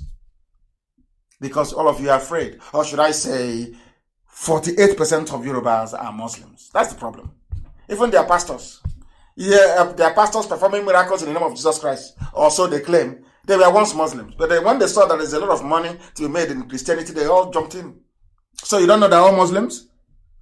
And they're not criminals. So it's those of us fighting for freedom for everybody. As today has been confirmed by the international community that IPOB, led by Nnamdi KANU, is fighting for Christians, fighting against the persecution of the innocent in Nigeria is here.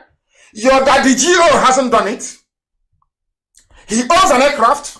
From the money you paid him to pay tithe, to plant, to water it, they are not scammers, but we are. Do you see how a black man reasons? You see, that is, sometimes I wonder. And I say to myself, but God cannot make people that stupid. It's not possible. But unfortunately, in Africa, it is.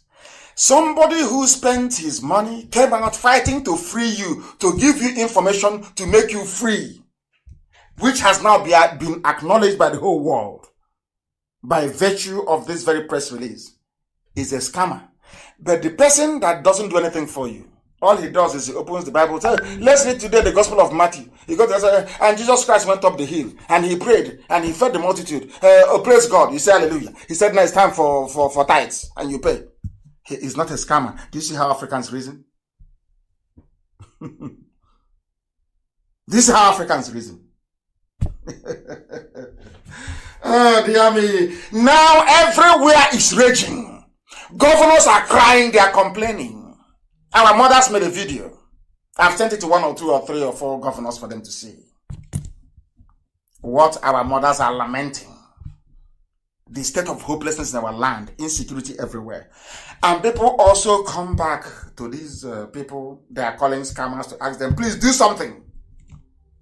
We are fighting, and you can see the result. And we are doing something, and very soon you will also see the result. That is how good we are at what we do. Very, very formidable.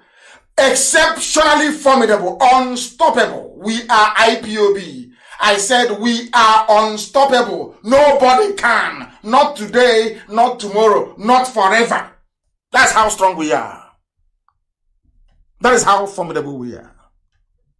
Our daddy, what has daddy done for you?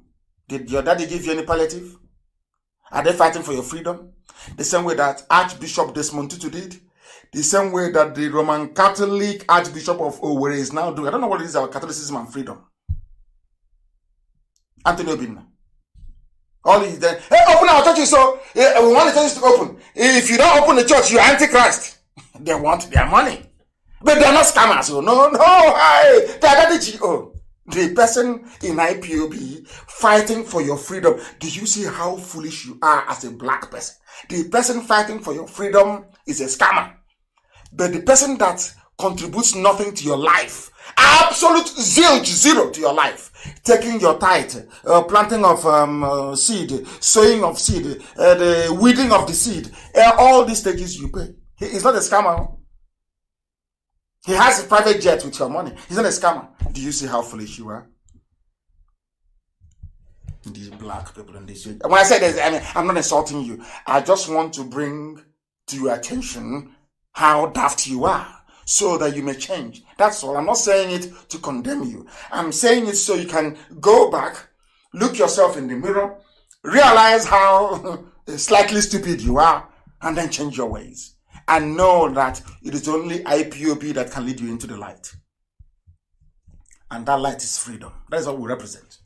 And that's what we preach. Every blessed day. There is insecurity everywhere. Insecurity everywhere. All they do is to steal, lie to you. Oh, Tinubu 2099, Tinubu 5092, all that's rubbish. But they will not tell you that Tinubu is the one collecting the toll gate money at Aja Lekki Road. His toll gate Tinubu, toll gate Tinubu in his pocket. Jagaban. He's for our president, is Tinubu. Toll gate from you. He is not a scammer. He is not a fraud. Do you see how foolish you are as a black person in the zoo called Nigeria? Tinubu is not he's a presidential material. A thief is a presidential material. Those who are campaigning and fighting for you to have 24 hours electricity, to have good roads, good hospitals, for you to be able to run your lives the way you want, the way to make meaning to you. No, they are fraudsters, but the one building toll gate, the one asking you to come to his university that you paid for out of your tithe money and offering money, that you then have to pay for to go to, they are saints. And you're telling me you're well mentally. I very much doubt it. This is a live presentation of Radio Biafra. We are live and direct, and the whole world is listening. The whole world is listening, and I'm going to shock the zoo this night. I want to let the Fulani Janjaweed know this. I want to let Aisha, because Aisha is the one now who is the Madam de facto president. She is the one in charge.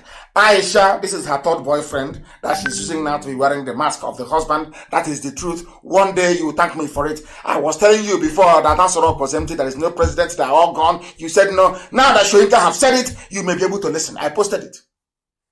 I can't lie. I am under divine instruction, and I can't lie. What am I lying for? And I'm at Wasi. I think I tell you the truth.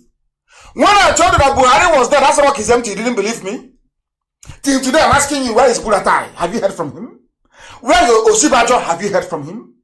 Have you heard from any of them? His only video. He was in a conference call. He attended meeting of Fekomok. He was here.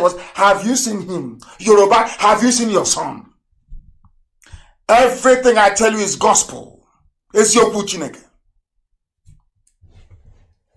Now listen to me very carefully. I'm about to reveal the plans of the caliphate, so you understand the way they operate. Now, anywhere you see a lorry broken down, Dangote lorry, they take off the tire, it's broken down. That place is a place where they have used to supply arms to the Janjaweed in the forest. Anywhere you see any broken down Dangote truck in the south, go into the bushes. The Fulanis are there. The arms are there.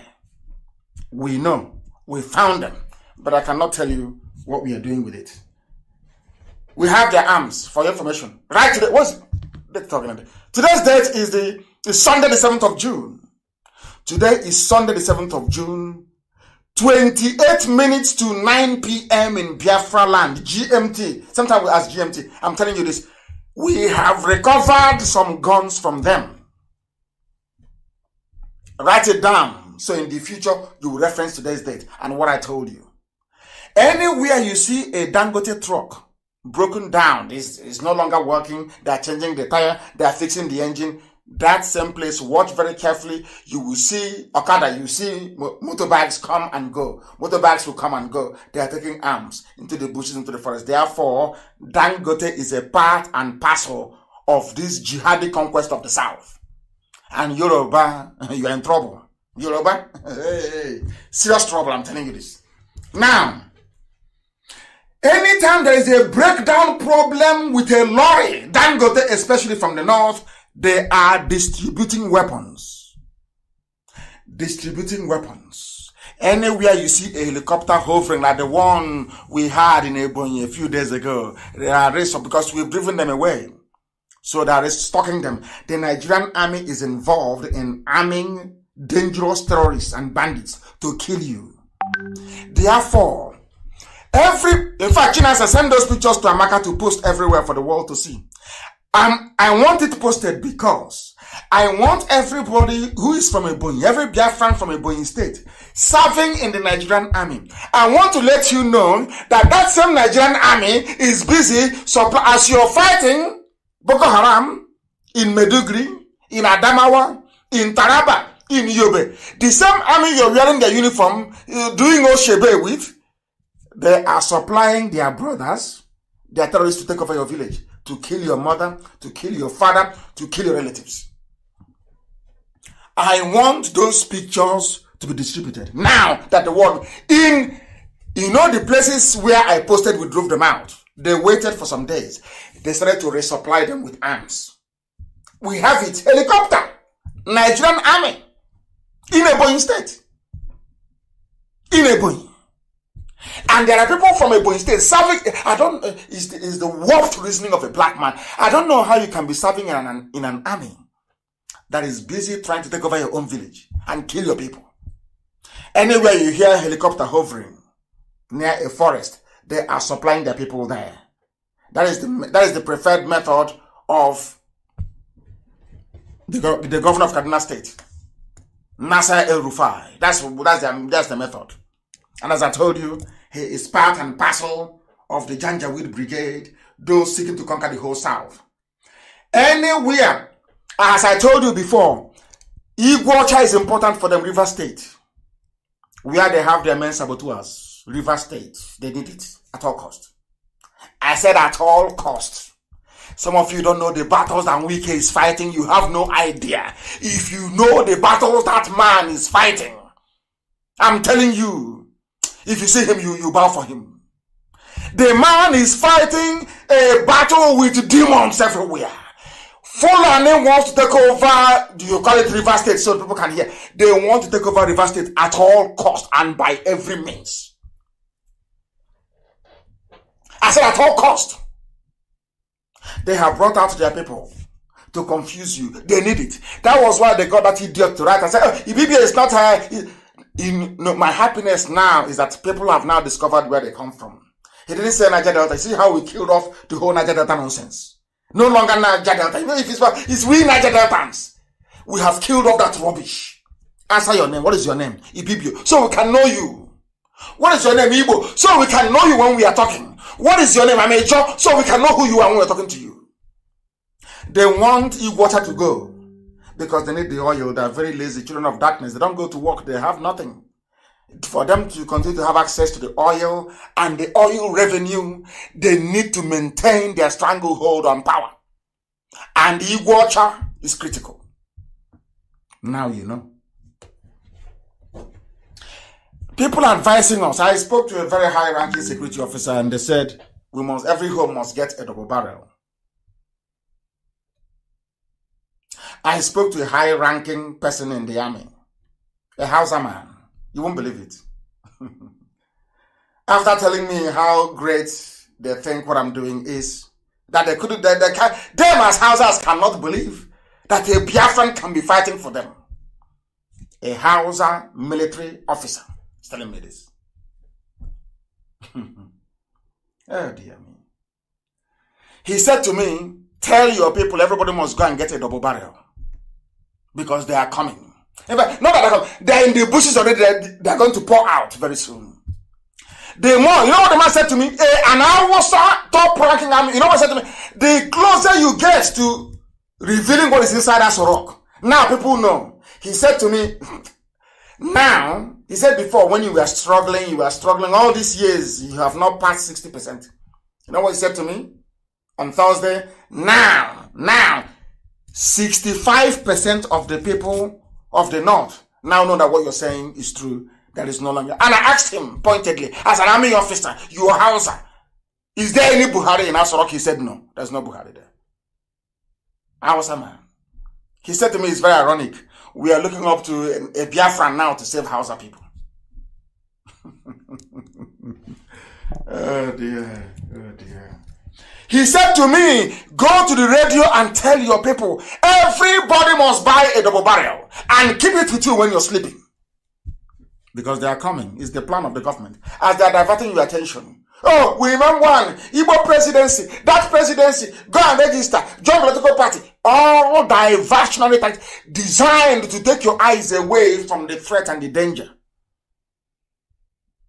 Which is the Fulani people in our bushes. They have come to take over our land. Listen very carefully. Those that said that the zoo is indivisible, has it not divided already by itself? That somebody can come out, the same people making the argument that, oh, you cannot come out and say, oh, the presidency is your turn. The same people that when Jonathan was there, they kept saying, it's our turn, it's our turn, it's our turn. All of a sudden, they are now in power, like the Islamic Brotherhood always does. You know, the Islamic extremists, the brother, they always go to polls to go and win election. Once they get into power, they now tell you about Islam and Sharia, that there should be no election anymore. That's what they have done. They were clamoring every day. It's our turn. We are robbed with Yaradua. You must give us our mandate back. Let's complete our turn. From completing their turn, all of a sudden, they are now saying that all this rotational presidency, is it presidency unlimited? They are trying to be clever. Full of anything, they are smart. It is only Yoruba cowardice that is making Fulani feel they have power. I'm saying it live so the world can hear. I don't hate anybody. I tell you the truth. The only thing giving Fulani courage to be killing people, to be doing what they're doing, is the cowardice of the Yoruba race. And their unfounded and stupid hatred of an Igbo man. Those two things. If Yoruba can go back tonight and remove those two things from their mind, before God and man, I'm telling you, by this time next week, there'll be no more Nigeria, everybody will be free. Yoruba should stop being afraid of the Fulani. You must stop being afraid of them. They are like darkness. Switch on the light and they flee. As we have done. Now, how many Efulefus do you get from Biafra land now? We have chased them so much. Only the hardened ones, those they pay direct, are the ones now talking. Every Efulef is asleep. Only the ones that are paying direct are the ones. But very soon, they will all go to sleep as well. Mark the date, the time. I don't make videos. There's no need for it. Very soon, they too will stop talking. They will know. We brought down the zoo. Talk less of riffraffs that we feed. Oh dear. We shall see. Shall see. Today now, the whole world knows. Not just that IPOB is fighting for Christians everywhere. You can hear it from Asorok. IPOB is fighting for Christians. And IPOB, they are Jews. They are fighting for Christians. Are you listening? Because we want the good of everybody. Of everybody. Of everybody. Now listen. You know that in Islam, you don't wear shoes to enter the mosque. We know that very well. Everybody knows that. Not even socks. You do ablution and you go in and you pray, you come out. Ask yourself this question. Why would somebody they claim is Buhari, of course, which you know to be Aisha's boyfriend wearing a face mask, why would he wear shoes into the mosque? They will look at him. They will look at the legs. He's a young boy. And now you know, don't you? It's called common sense. Putting 1 and 1 together to get 2. Simple common sense. Which of course is not. People who can see they are giving Daddy Gio and call him a good man, and somebody who is a freedom fighter is a fraudster, is a scam. What do you think that person has upstairs? Nothing. That's how foolish they are. And people are wondering, why is Africa poor? Africa is poor because of how you reason. You reason like poor idiots. You don't reason very well. That is why everybody is poor. You don't reason very well.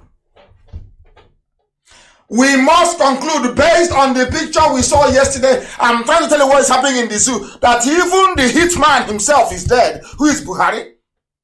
Though he's dead, they are carrying on the Janjaweed agenda. They're in a hurry. In so much hurry that the man with the mask couldn't even take off his shoes before he entered the mosque to go and pray.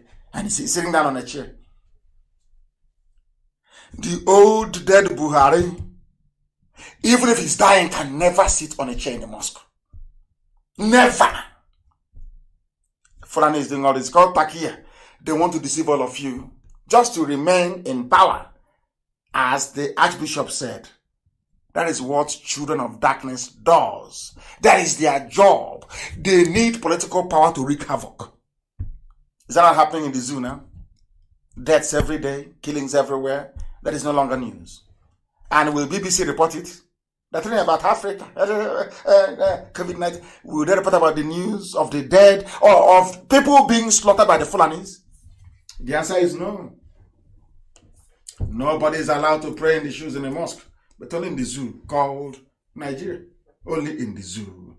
When people talk about Biafra and secession, there are things they don't quite know about the views of the granddaddy of tribalism and ethnic bigotry. They try to accuse me of being an ethnic bigot. They have cleverly forgot what Ahmadu Bello said. I didn't start it. Ahmadu Bello, a Fulani man started it by saying, although we are Nigerians, but I will not give job to an Igbo man. If there is no northerner who can do the job, I'll give it to a white man. If there is no white man, then I'll give it to Yoruba, maybe. Didn't you hear when Ahmadu Bello said that? Are you deaf? All of you are deaf. Those of you claiming you're intellectuals and we're intellectual. What IPOB is doing. Were you deaf? When Ahmadu Bello was saying that, were you deaf?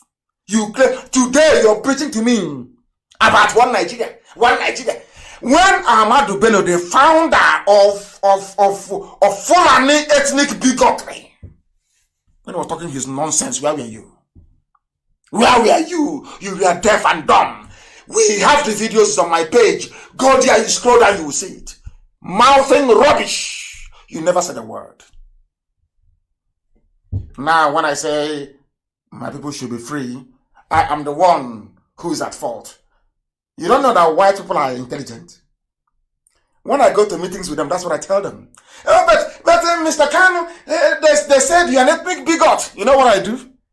I call our deputy Uche, put on that clip for them. And we project it on the wall. And by the time the clip finishes, you see them scratching their heads. I said, okay, next item. And that one is buried. They don't know how prepared we are. You know, it's actually a very good thing. When we started, they said, oh, they are adults. They're uneducated. They didn't go to school. Then that reminded me of what we used to hear in the village when we were small. If you're boiling rice or whatever and you cover it and you're busy playing video game, by the time you come, there'll be steam everywhere.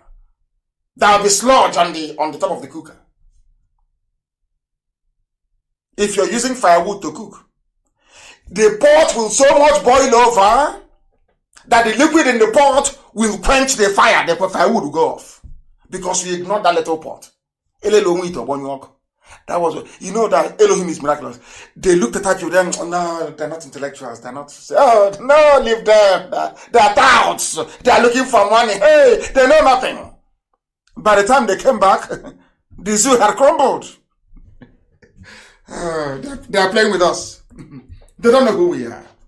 Let me tell you what Ahmadu Bello said in 1964. I tweeted, that's what everyone has to be on Twitter. I tweeted and I said what the man said in the tweet that I made. I think that was yesterday. Go to Mazi Nnamdi KANU on Twitter. Follow me on Twitter and become educated. Follow me on Twitter. My official account, I think, is 142,000 followers. And I love them because they retweet. All I'm asking you to do is just to retweet, that's all. Retweet only, that is all. Do you know what Ahmadu Bello said? That man that hates Igbo so much. If the East, he never said the East, which means Ibibio, it means Kalabari, it means Efik, it means Oron, it means Anang, it means Ekoi people, it means Ejaram, it means Ishekiri, it means Urobo. Everybody, he said the East.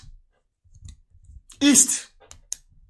Ahmadu Bello. If the East insists on seceding, which means that the yearning for freedom didn't start today. In 1964, before Nzogbu's coup, before the war, even the Janjaweed, they knew we wanted to go to be on our own. Ahmadu Bello said in 1964, if the East insisted on seceding, then other Nigerians ought to secede other Nigerians ought to concede such a right in peace. When the granddaddy of Fulani Janjaweedism, Ahmadu Bello, was saying this in 1964, he said, allow Biafra to go in peace. But they did not want to ignore what he said, because at least I like them that way.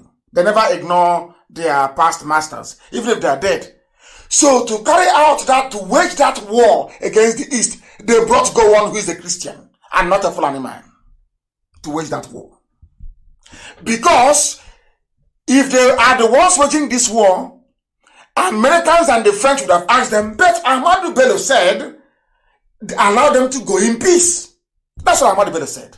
Then why are you fighting? They said, okay, instead of us to implicate ourselves that way, let's call a foolish Christian like Gowon, make him head of state, give him the template of the war to go and fight a war.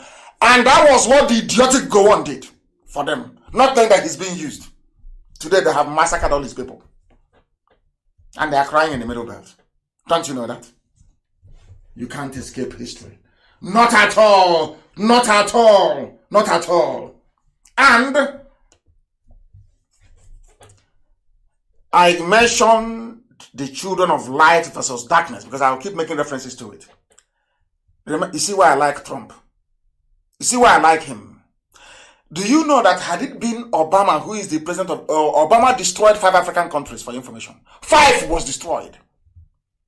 Are you telling me that this man called Adesina will be probed? There is corruption everywhere in the zoo. Every ethnicity, they're all corrupt, all of them. As long as you're in limelight, you're a thief. Do you know that after making noise, that the board of the African Development Bank, AFDB, have now authorized an independent probe of the president, Akinwumi Adesina? And who authorized it? Who asked for this probe to be carried? United States of America. Do you see how people who are just and upright, the way they behave? It doesn't matter whether it's evil. They don't have any right to interfere in ADB. No right whatsoever. But the man saw something wrong. Something wrong. Nepotism in Africa Development Bank. What this are they? Is it Akinwumi Adesina was doing? I said, no, go and probe him. We have seen something. That is how honest, decent people behave. I have nothing against this man, but he needs to step down because he is corrupt. He is corrupt. Akinwumi Adesina is a corrupt banker in ADB. But because he's corrupt, see how they're protecting him. Obasanjo, you see how Aisha's boyfriend, they brought it because they need Yoruba. They need every friend they can get to keep Nigeria one. They need every friend, everybody, anybody who has friends outside to keep saying Nigeria is great. That's why they're supporting evil. That is why they're supporting evil. My goodness. But at least USA, they are probing them. They are probing them. Because they are all thieves, they are all criminals. Where have you heard in your life that a presidential villa is on fire? Where in your life have you heard? They tried to break into the office. It was impossible to break into. Are you aware of that? Go and look at all the pictures they are now releasing. And the pictures they used when Abba Kyari was alive of the presidential office is no longer the same. I wish China Sassum to do something about it. Look for the old picture of Asorok. Look for the new picture of Asorok office, presidential office. It is no longer the same. That was why they said there is fire. So they can bring in bulldozer and knock the whole thing down and start again. Because they know I get my information from inside Asorok. They know I do. They know I do. If they like, let them sack everybody there. I will still get my information from right inside there. Do you know that's what happened? They had to build an emergency presidential office. Go and look at, and no, not even IPOB. Anybody can do it. Look for meetings inside Asorok before the end of 2019. Then look for all, since Aisha took over with her boyfriend, look at all their pictures and tell me if the offices are the same. They're no longer the same. Because the original presidential office, it had 2 glass shelves by the side. The new one doesn't have any. They had to do something to make you believe that is Asarok, the main office itself. The reason why they said there was fire is to allow the Chinese engineers to bring in heavy machinery. It's like taking away a bank's vault. Those of you in the banking sector, taking away a vault. It's not something you can just do with ordinary acetane, whatever. That thing they used to do blowtorch to open it. The Chinese tried. They couldn't open it. Now they said there is fire inside. Have you heard of such rubbish before? Fire inside the presidential villa. And sometimes I wonder what sort of God created Nigerian people? Who made you people that you cannot reason? Fire inside it, and people just dismissed it as if it's nothing. Unbelievable. Unbelievable. Somebody is asking no news about Ambazonia. The news is not correct. It is not correct. From Ambazonia, it is not correct. I must say that as a fact, it's not correct. We have made our checks and I have spoken to the leadership. It is not correct. The news from Ambazonia is not correct. I have spoken to the leadership of the movement. I have spoken to them. Fire in Asorok. Where have you heard of that nonsense before? The same Garabashehu. Maybe it have reconciled with Aisha. If you sack me, I'll tell the whole world what happened. They say, okay, come in. You know, the zoo, they operate on blackmail. That's the way they do it. On blackmail. I can see that some of my Yoruba brothers are crying and complaining about Akim Wumi of Africa. He is corrupt. He's a thief. And Trump called him out. Trump said, don't tell me that rubbish. Go and investigate him. And he's crying, and he'll be found guilty, of course. Because they can't ask for you to be investigated unless there is incontrovertible proof they've done something wrong. That is how it works in the financial sector. It's numbers and figures. That's where we know. How we do it. Asorok is on fire. Are you aware? Central Bank fire. Accountant General's office on fire. Asorok on fire. And people think everything is normal. You think everything is normal.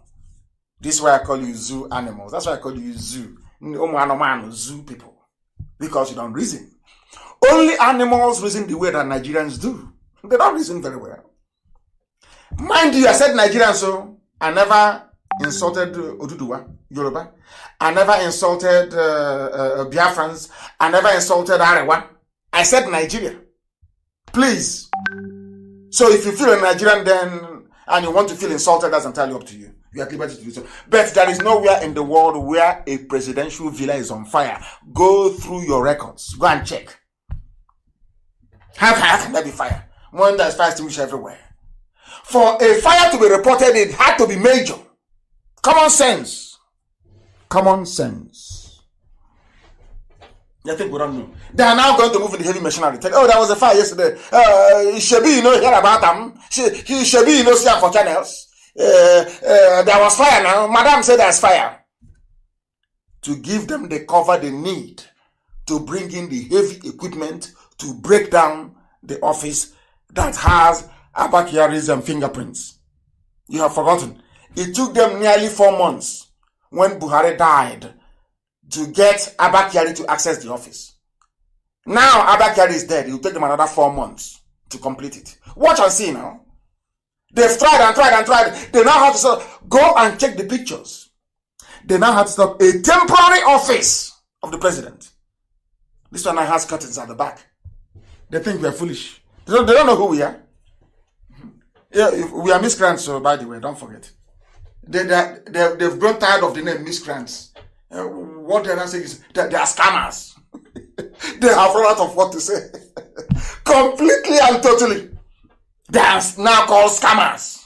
That's the new phrase. Your daddy GO is not. Those looting and burning everywhere, they are not. Black, Monsieur G. Black. We have come to switch on the light that your stupidity may flee. Very, very daft indeed. And you're wondering why you are suffering. We must do something. We are suffering. We are suffering too much in this country. Your stupidity is why you're suffering. Your brain, the stupidity programmed into your brain by nature is the reason why you are suffering. You are black. You are suffering the same way they're killing us in America. Are you telling me that had black people developed one slightly decent country in Africa, that whites will be killing you? How many Asians have they killed? Can't you ask yourselves, how many Asians? They are killing blacks in America because Africa, black Africa, is a disappointment. A disappointment. That is why they are killing blacks in America. If you don't know, let me tell you. The time now has come to almost 9 p.m. land of Biafra. I must preach, Elohim gave me a message, and that's exactly what I'm delivering this evening. A message that must be preached.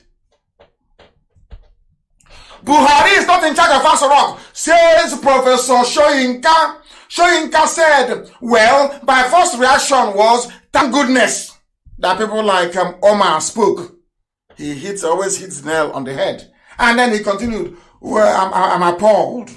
I'm very sorry to say, I have been studying the trend over the past year and a half, and I believe this president is not in charge of this nation in so many aspects and directions. I am convinced he is not really and totally with it.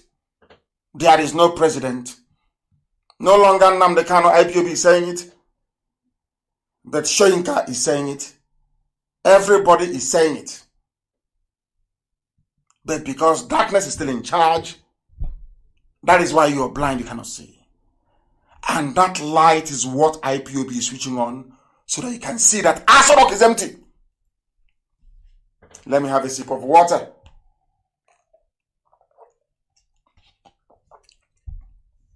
Unlike the impostor before he died, Jibril is dead. That's why nobody can speak anymore. Jibril is gone. Jibril is gone. Is that Asha's boyfriend? They're still teaching him how to speak. Now you understand it very well, don't you? Shoyinka have now confirmed what I have always been saying. What I always said. The Asorok is empty. Buhari is not there. It doesn't matter the American one that they use. It doesn't matter how many fake pictures they release. The only presidency in the world that doesn't address the press, doesn't answer questions from anybody. Live broadcast, you have to beg them to do it. There is nothing. In fact, even when they ask for live, they record some nonsense and bring hole in the neck. You see all this evidence before you. No wonder Nigerian judges are so hopeless. Even when all the evidence is before them, they still write a ruling that is almost incomprehensible. You are a human being. God gave you brain, gave you eyes, gave you ears. You saw somebody without a hole in his neck before. He traveled to Cuba. All of a sudden there's a hole in his neck. You couldn't ask questions. And you're telling me you're normal. You're a human being that ought to be respected. I sincerely do not think so. Now, Shoyinka have seen what you have seen. Now, the banditry is increasing. Now, the Fulani criminality is not just in looting and burning. They are killing people, abducting health workers in Katsina, even in the home state of the brutal terrorist himself, Buhari, who is now dead and buried in Saudi Arabia. There is Janjaweedism in full force. They consume themselves. Can you now see it? Even Katsina state is no longer safe. Elohim works in miracles. They thought they're coming after IPOB, coming after Biafra to try to stop Biafra. But that same cancer is eating them up. And everybody is now getting their own fair share, isn't it? Of corruption. You know that Janjaweedism is a form of corruption.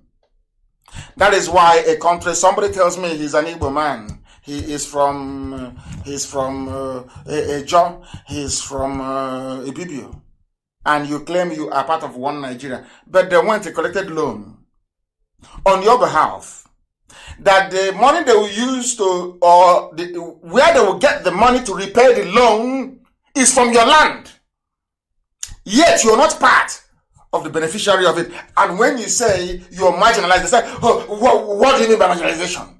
But you went and you collected loan of 22.7 billion. Yet, there is no single allocation. Not one single allocation. Not a single one. for Biafran people. Not a single thing allocated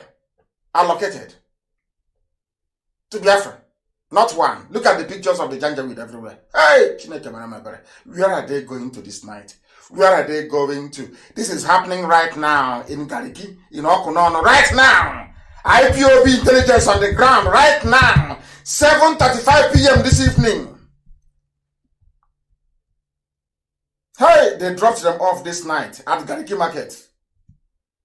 They are all carrying long bags. People are listening to this broadcast in Enugu. They are all carrying long bags. That is rifles and assault weapons in Gariki. The invasion is in full swing. This is live. I'm telling you what's happening right now on the ground. Right now on the ground. Right now on the ground. Unbelievable. The zoo is panicking. Right now, as I'm on air now, bro, the zoo is in turmoil. If your relative is working in, ask them what's happening to Aisha right now. Ask anybody in Asrock you know. She's having seizures. As I'm talking to you, the information is still coming into my phone. As I'm looking at it right now, Aisha is having a panic attack right now. It's in Asrock. That they're finished. And I told her she would go to jail. Write it down. Aisha Buhari will go to prison. She will go to prison. This is what we call high crimes. And this is the proper treason. Subversion of the will of the people. The highest crime anybody can commit anywhere in the world. That's what is happening. They think they can get away with it. That means they don't know IPAB now. You don't know who we are. Honestly, you don't know. You have no idea. The people are finished. You don't know how prepared we are. We came prepared, fortified to pursue righteousness because our hands are clean. Very clean. We are whiter than white and whiter than snow itself. Unblemished. Isn't it very funny that those you feed are the ones turning around and saying that you're a scammer? People you give food to. That's how demented some people are. Madness. Madness. You're a madman on the road and somebody gave you a cloth, you're naked. And he came back and said, oh, that man there is naked though. But that was the man that gave you what you're wearing. Can you reason that through? Can you reason? They don't know who we are. Every fulef is gone in our land. There will be total cleansing, sanitation, everyone will be clean and tidy. So that the world may know we are serious. That time is coming now. As I used to warn the zoo, I told them, and now it has set, hasn't it? Every fulef, every sabo and traitor, one day I will announce on air, the time has come. You will beg. Then it will be too late. As it is now with the zoo. Prophet Ngila told them, negotiate now, dialogue now. They said, no, we have Nigerian army is there. We have the army. We will crush them. The prophet said, dialogue now. No, we will crush them. We are going to crush them. Dialogue now. Because a time will come when you would ask for dialogue and they will say, no, I saw Biafra in the spirit. Nnamdi KANU is walking like a small pussycat. But behind him were lions and every wild beast you can think of. They never saw meaning into what he was saying. They have Nigerian army. Today, where is Buratai? Where is Abakari? Where is Buhari? Oh dear, I feel sorry. So it's gone. Completely gone. Your name, Nigeria, you won't even answer. That name, Nigeria, you cannot answer that name. You will see what will happen to you. That when I'm in Arochukwu worshiping Elohim, any day I go to the temple to pray, wherever you are, you will say that man said it. You don't know? You don't know that, do you? We are preaching because, Hanese is crying at last, begging and crying. The 22, all they see is money. The 22.7 billion, there's none for us to share. Ndoshi. They want to share the money. That now they're crying. That thing that IPOB saw is from inside the bunker. Those of them on top of private jets couldn't see. It's only now that they're crying like little children. Crying like little kids. These are grown-up men. Crying to Janjaweed, begging Fulani, please give us some money. We are Hanese. You abandoned us. You don't have it. Whereas everything about the zoo comes from Biafra land. Every money they make is from Biafra land. Because they produce nothing and import everything. Finally, the Southeast lost out, which is the entire Biafra land, of course. And they couldn't do anything about it. They couldn't. They are writing. The South is finally lost out in the bid to be included. Can you imagine begging to be included in a budget in your own country you claim is Nigeria? You claim you are a Biafran. You claim you are an Igbo man. You are begging to be included in a budget that should be for everybody. You are begging. And after begging, you wake up the next day, you issue a statement saying, I'm a Nigerian. Can you see how, can you begin to comprehend how daft you are? Can you understand it now? After in your own, that means you have no pride, you have no shame, you have no honor, you have no dignity. They say we insult people. Why won't I insult you if you're this stupid? You have no shame. You have no shame. You are begging somebody to include you from something that person took from your land. Can you believe such? It is beyond comprehension. It is incomprehensible. That is how low you have reduced us. Hannes and Diaran and Dioshi. Let me catch you people one day holding a meeting outside. Both the old and the young. Then you're finished. Keep disgracing yourselves and not us. Keep on Aspandev writing letter. As also I heard some idiots. On Niger Delta we stand. Fools. Forgetting that Opobo is Igbo land.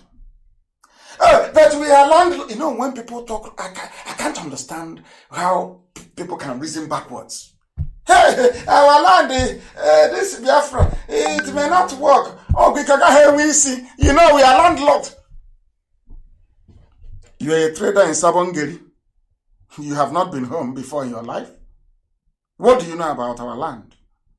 So you don't know Popo is Igbo land. Don't know Ndoni is Igbo land. You don't know where those places are? Have you been there before?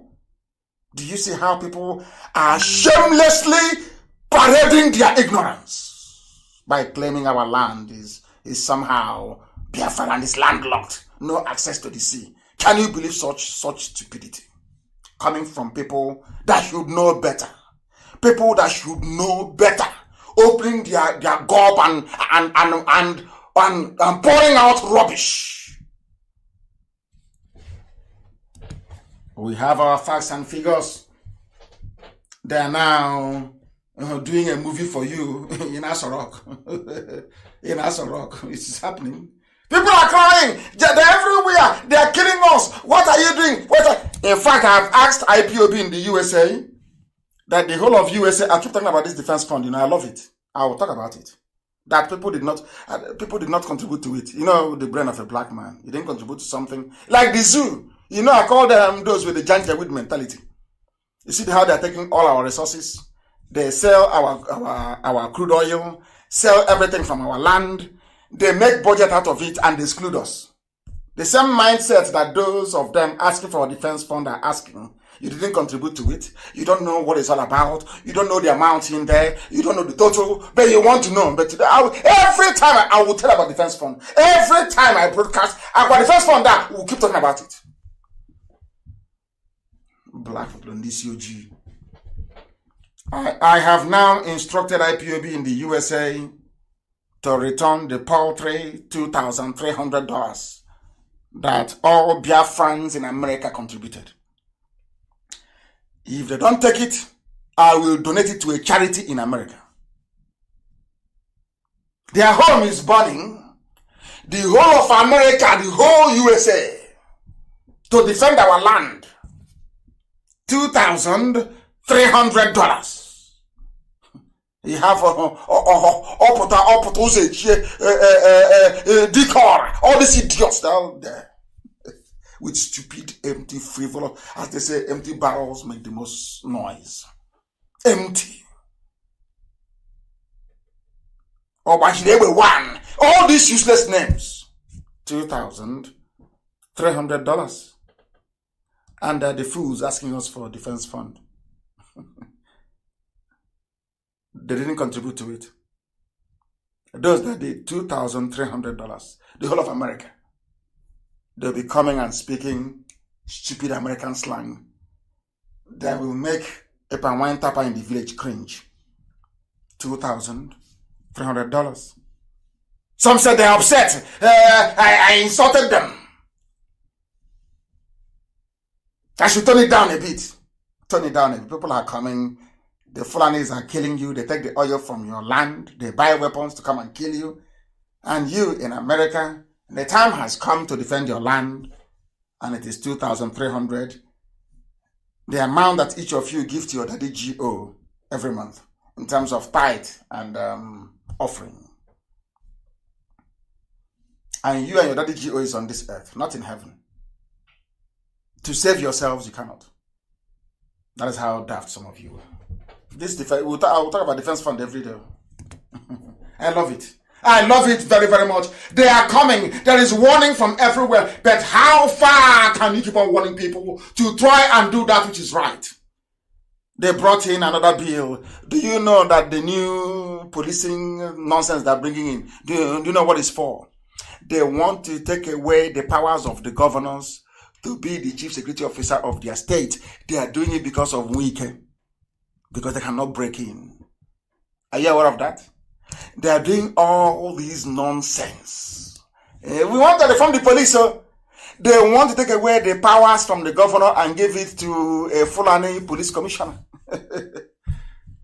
Some of you don't know, do you? But we are destroyed. There will be no stupid. What we want, if they have any brain, is to call for a referendum. I can tell Aisha the process she can adopt. First thing, you set up elections by option A4 to elect delegates to go for the sovereign national conference that Shoyinka and the Tinubu fought for. But have forgotten, that now there is money, there is toll gate money. Everybody's making cash now, so they've forgotten. Men without honor or principle. Aisha Buhari through option A4, which is actually in the Electoral Act. If you go there, you will see it. People say it's not in the Constitution because people don't understand the law. Any law made by the National House of Assembly becomes law. It becomes interpretable by the courts. It becomes part and parcel. Therefore, you just don't have to look in the Constitution for something. You also look at the statutes. It is simple common sense. It is elementary one, law and government. Elementary one. Therefore, there was a law they made under Jonathan reforming INEC. In that very law, you can see there that INEC are empowered or enabled by that law to conduct a referendum and place beside. It is there. Therefore, it is now an integral part of the Nigerian legal statute. In other words, there is referendum in your constitution. It is there. I don't know how much they're going to pay me for these lectures, honestly. Oh, we don't have it all. You cannot do it. So, if you're going by only the laws in the Constitution, that means there is no need for the National Assembly. What are they there for? They are there to make laws. So you don't even know. Some of you don't even know that the duty of National Assembly is not just to go and share money. Their job is not just to go and be sharing money. Their job is to make what is called laws. And that any law that comes out of National Assembly becomes binding unless it contravenes the Constitution. And in that law that they made, somebody should look for it, please. the law that Jonathan made, reforming INEC, that Electoral Law Act. I don't know the year that it is. Read through it very well. Find it maybe on PDF and do a word search. Type in the word referendum and you will see it. So there is referendum in the laws of Nigeria. So I'm asking Aisha now, what you can do is to use option A4. If you don't want the system to implode, and all of you will, in fact, you will die. I'm not even sure you will make it to prison. Call for using option A4, instruct INEC to conduct elections for people to popularly vote truthful men and women to go to a conclave, Sovereign National Conference, to determine the modalities for the nationwide referendum that will lead to the peaceful breakup of Nigeria. I won't give you this advice. I will not give you again. I know some of you are waiting to die to go and see 76 virgins in heaven. Your wish is about to come true. Unless Aisha follows this simple template, very simple. You don't need laws. Nigeria doesn't have any, should I say, legal framework to challenge any executive decree coming from Asorok. I call it a decree because, that's the way they think, like dictators. Aisha instructs INEC to use the provisions of the Electoral Act to conduct elections, electing people to go to a Sovereign National Conference to determine the terms of dissolution of Nigeria. Or else, what is about to come, those who can should interpret for them. We are live and we are direct. The time now is approximately, should I say, 21 minutes. 21 minutes past 9, and we'll continue to preach this gospel, please, because there are so many things for us to get through this very evening, and we must preach it.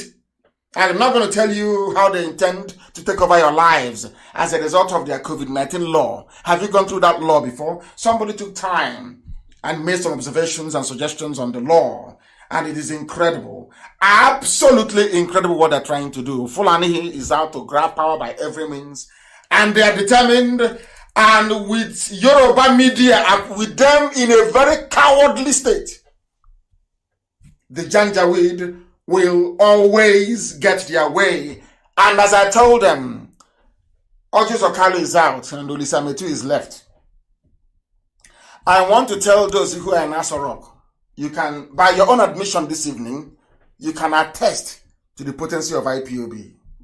This movement that I lead, it is a movement, not a group. We are a movement. This movement that I lead by the grace of Elohim. This movement that I lead, according or going by your own admission this evening, we are very, very formidable. I thank you for releasing Ojus Okalu. I know it's a thing of shame because I hastily came on air and I wrote on my page that Ojus Okalu is free. Because of that, you wanted to show the world that Nnamdi KANU doesn't run Nigeria. You do. So you held him for more weeks. I understand. That's why I didn't say anything. It's about shame. You don't want them to know that we have all it takes. So out of shame, you decided to somehow, play your game and delay him for some time. But thank you all the same for releasing Ojus Okalu. I have one more person remaining. His name is Olisametu, and you must release him. You must, and I'm going to tell you why you must release him. Do you see what is happening to Adewumi Adesina of Africa Development Bank? That's a child's play compared to what all of you are going to face, including the very mouthy and largely incoherent Issa Funtua. All of you are in a deep mess. They signed an executive order just a few days ago. All of you trying to overthrow Trump, you're wasting your time. He'll still be there for your information because God is in control. You're wasting your time. People are not that stupid. Democrats can bring out everybody on the streets. We are not daft. We know that Trump is a good president for black people only if you have brain. You will understand. If you don't, you just be like before. Obama was there for 8 years. What did he do? How many blacks were killed under Obama?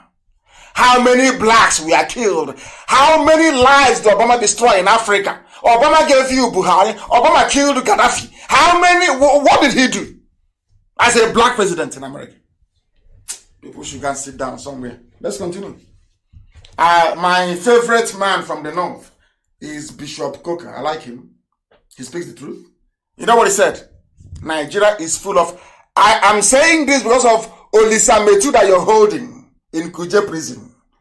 I am asking those of you who are responsible, what I call the full and illegal team. They decide who stays in jail and who comes out. As I told you before, is Magu not missing? Has EFCC been indicting anybody ever since? I'm waiting for him to indict one more person from the south, and he's gone. I am reading this thing out for the attention of those of you that claim you are full and you decide who is free and who is in jail. Those of you holding Olisa Metu, this is for you. It's for you. I am going to go by what Coca said. This is just opening shot. I know where to go. I know where to submit your names. I know how to press and to pursue. You know, nobody can make us become dispirited, so to speak.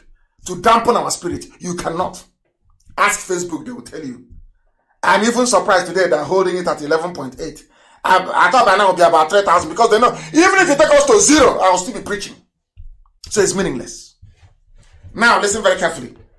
Fulani, those holding Olisa Metu, you must release him. M-U-S-T, must. And I'm warning you because of this.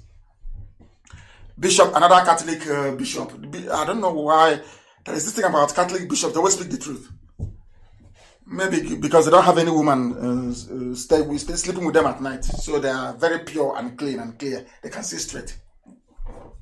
The bishop of the Catholic Diocese of Sokoto, Matthew Hassan Coker, have just said that Nigeria is full of political thieves. Full of, all of them, all of them are all criminals, all of them. They're the ones calling us scammers. Because we are fighting for freedom, we are scammers. Those of them who are stealing they are political leaders.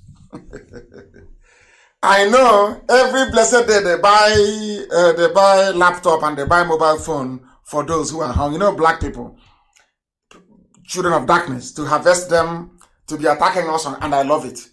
Do you know that every publicity is good publicity? Are you aware of that? When you write good thing about IPAB and Nnamdi KANU, when you write bad, it's all the same. It is called name propagation. So it's good. At least if they don't know us by something good, they'll know us by something bad. And by the time, as some of them are doing tonight, listening to me, they'll say, oh, I never knew he was like this. Oh, such an upright man. So that is why anything, I welcome everything people say, I love it. Because it makes our name go very far. And by the time people come closer to us, they will know what we're made of. And then they fall in love with us. That's what happens. That is why we are the largest mass movement in the whole world by now.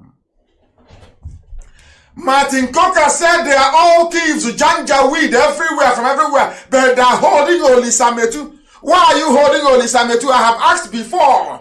The person that stole 13.9 billion meant for Asorok is not in prison. The people that stole all the money from NNPC, they are not in prison. And you know the funniest thing? Who is the petroleum minister, I ask? I am just warning. Aisha, are you listening? Who is the petroleum minister? It was your husband before he died. It was Abakari before he died. Now you, as the de facto president, you are the petroleum minister. Is that correct? Substantive petroleum minister you are. That means that NNPC comes under your remit, under your control. That means that you must have known about all the money missing in NNPC.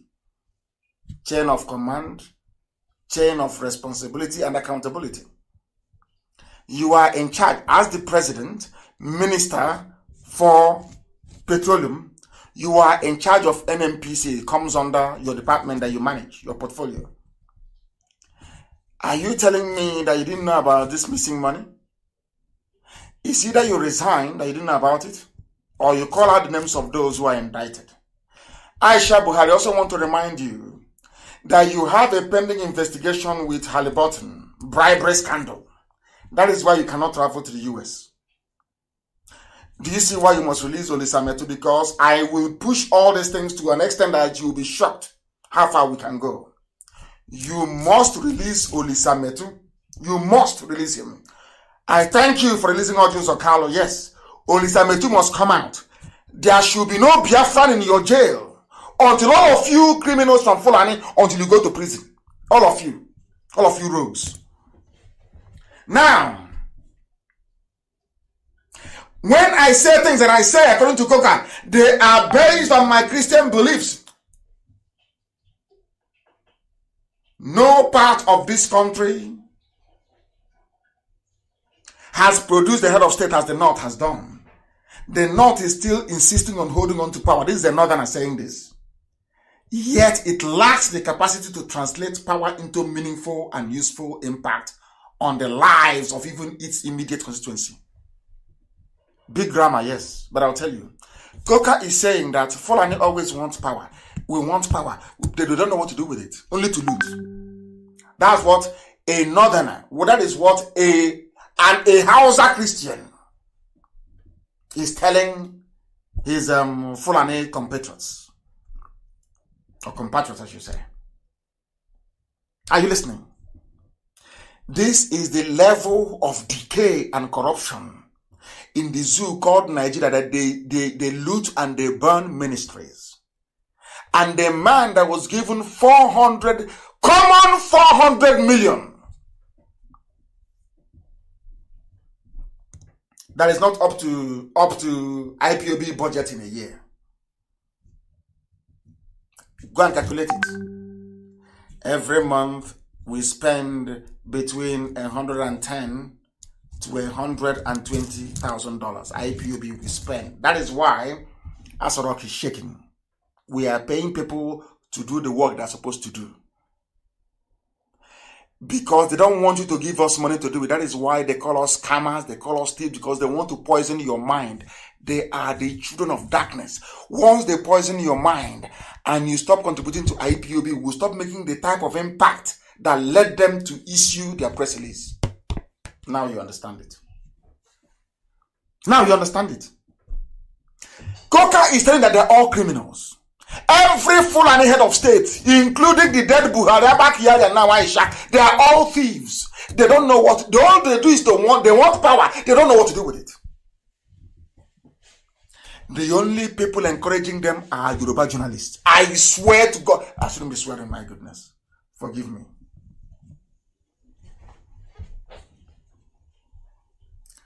I am telling you right now, Aisha, you see Olisametu? Release him, and I'll leave you alone. If you don't release him, every government of the world will receive your dossier. Every government of the world. How much you've stolen, how your son is the 4th richest man in Africa. Every secret you have will expose it. Your 3 boyfriends, you're on your 3rd boyfriend now. The man you are now with, wearing the mask of your husband, is your 3rd boyfriend. I know all these things. Release Olisametu. For me, release him. Release him. Coca said these people are corrupt. You don't know what to do with power. And it is true. Abundantly true. Olisametu is in jail. Audios Okalo just came out. And I want common sense to prevail amongst the zoo people, zoo Nigerians, to understand this very clearly. If you don't release Olisametu, I will destroy the image of every frontline house. I wouldn't say houser, please, forgive me. Every Fulani frontline politician will be decimated. Beyond, even that Saudi Arabia and the UAE you go to, they will stop you from coming in there. Olisametu must be released. Must.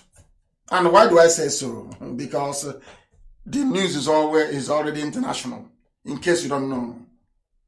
Remember, the Senate committee was probing the looting of NNPC funds by Fulani. Fulani, they are now asking, give us loan. Give us loan. China, World Bank, IMF, give us loan. But nobody from IMF asked the Fulani, as the Senate did many years ago. The 2.2 billion.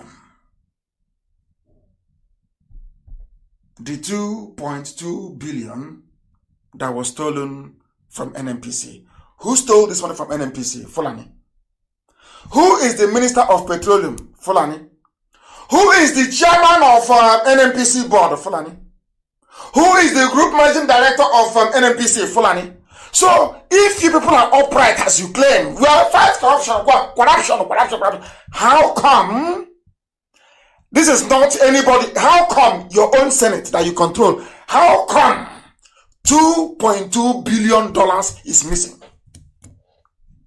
This is just a simple teaser of what is to come. Don't allow me to open up. I have the dose. I have it. Fulani, you claim Buhari is in power. Petroleum minister. He's in charge of NNPC. Let me tell you the report by Reuters. Because Trump has just signed, he just signed the executive order a few days ago. And that I am going to write, I will instruct our people, our consultants in Washington. We are going to write to the State Department and to Trump again, reminding him of the amount you stole from NNPC.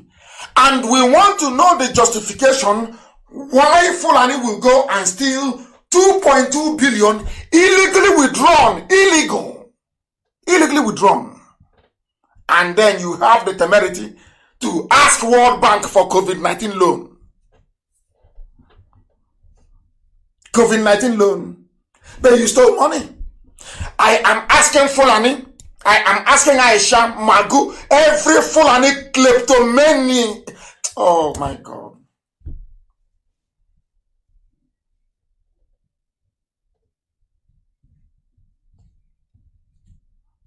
I am asking every Fulani thief, where is the $2.2 billion you withdrew illegally from NNPC account? Where is the money? Aisha, you are now the president minister. Where is the money? Your, what's his name? November 15, 2018. It was Abakari who was in charge then. Where is the money? The money was stolen between 2016 to 2018.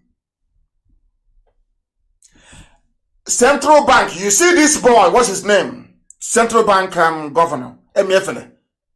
You go to prison. You are an Igbo man. You go to jail.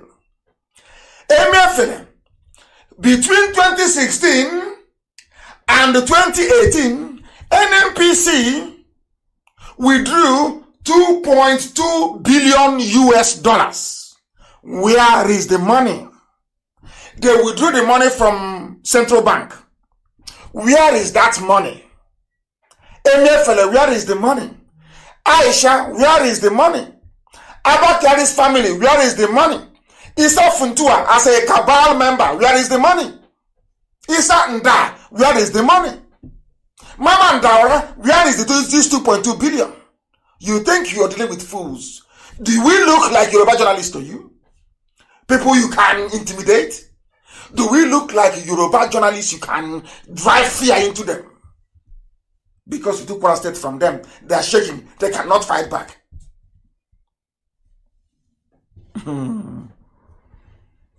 Somebody said the money was used in school feeding. Somebody wrote, what's his name? Who wrote this? His name is Possible Banks. I don't know. That name is a bit funny. He wrote very well. Maybe they used it for school feeding. 2.2 billion. Bring out a calculator.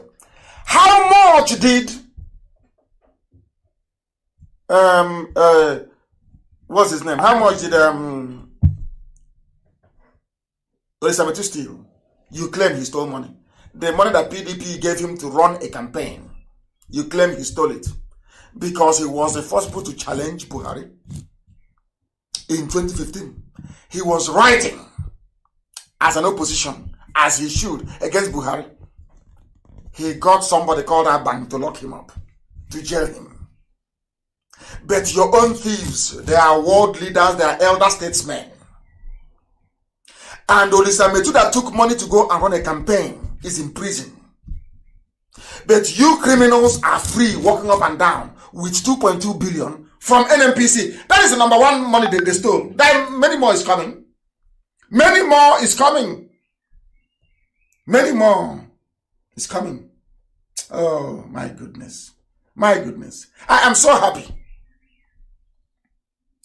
Others may keep quiet, but I will not. The law of natural justice demands that Olisa Metu should be set free. I know it may be hard because many of you may not like the world to know that Nnamdi KANU is asking for something and you're doing it. Look, I won't talk about it again. No? If you're prepared to bring him out, use whatever style. Let me promise you, I won't talk about it again. Use your style to bring him out. But the moves to bring him out must commence within 14 days. I will try to contact the family and ask them, has the move commenced to free Olisa Metu? If the answer is no, then it's bye-bye for all of you. You can't travel abroad again. None of you will. I'm just warning you. You think we are joking? Do you seriously think we are joking? You people are the ones stealing money. The same thing you did to Hausa people. You've come to fight corruption, but you're the ones who are corrupt. Fulani are the corrupt ones.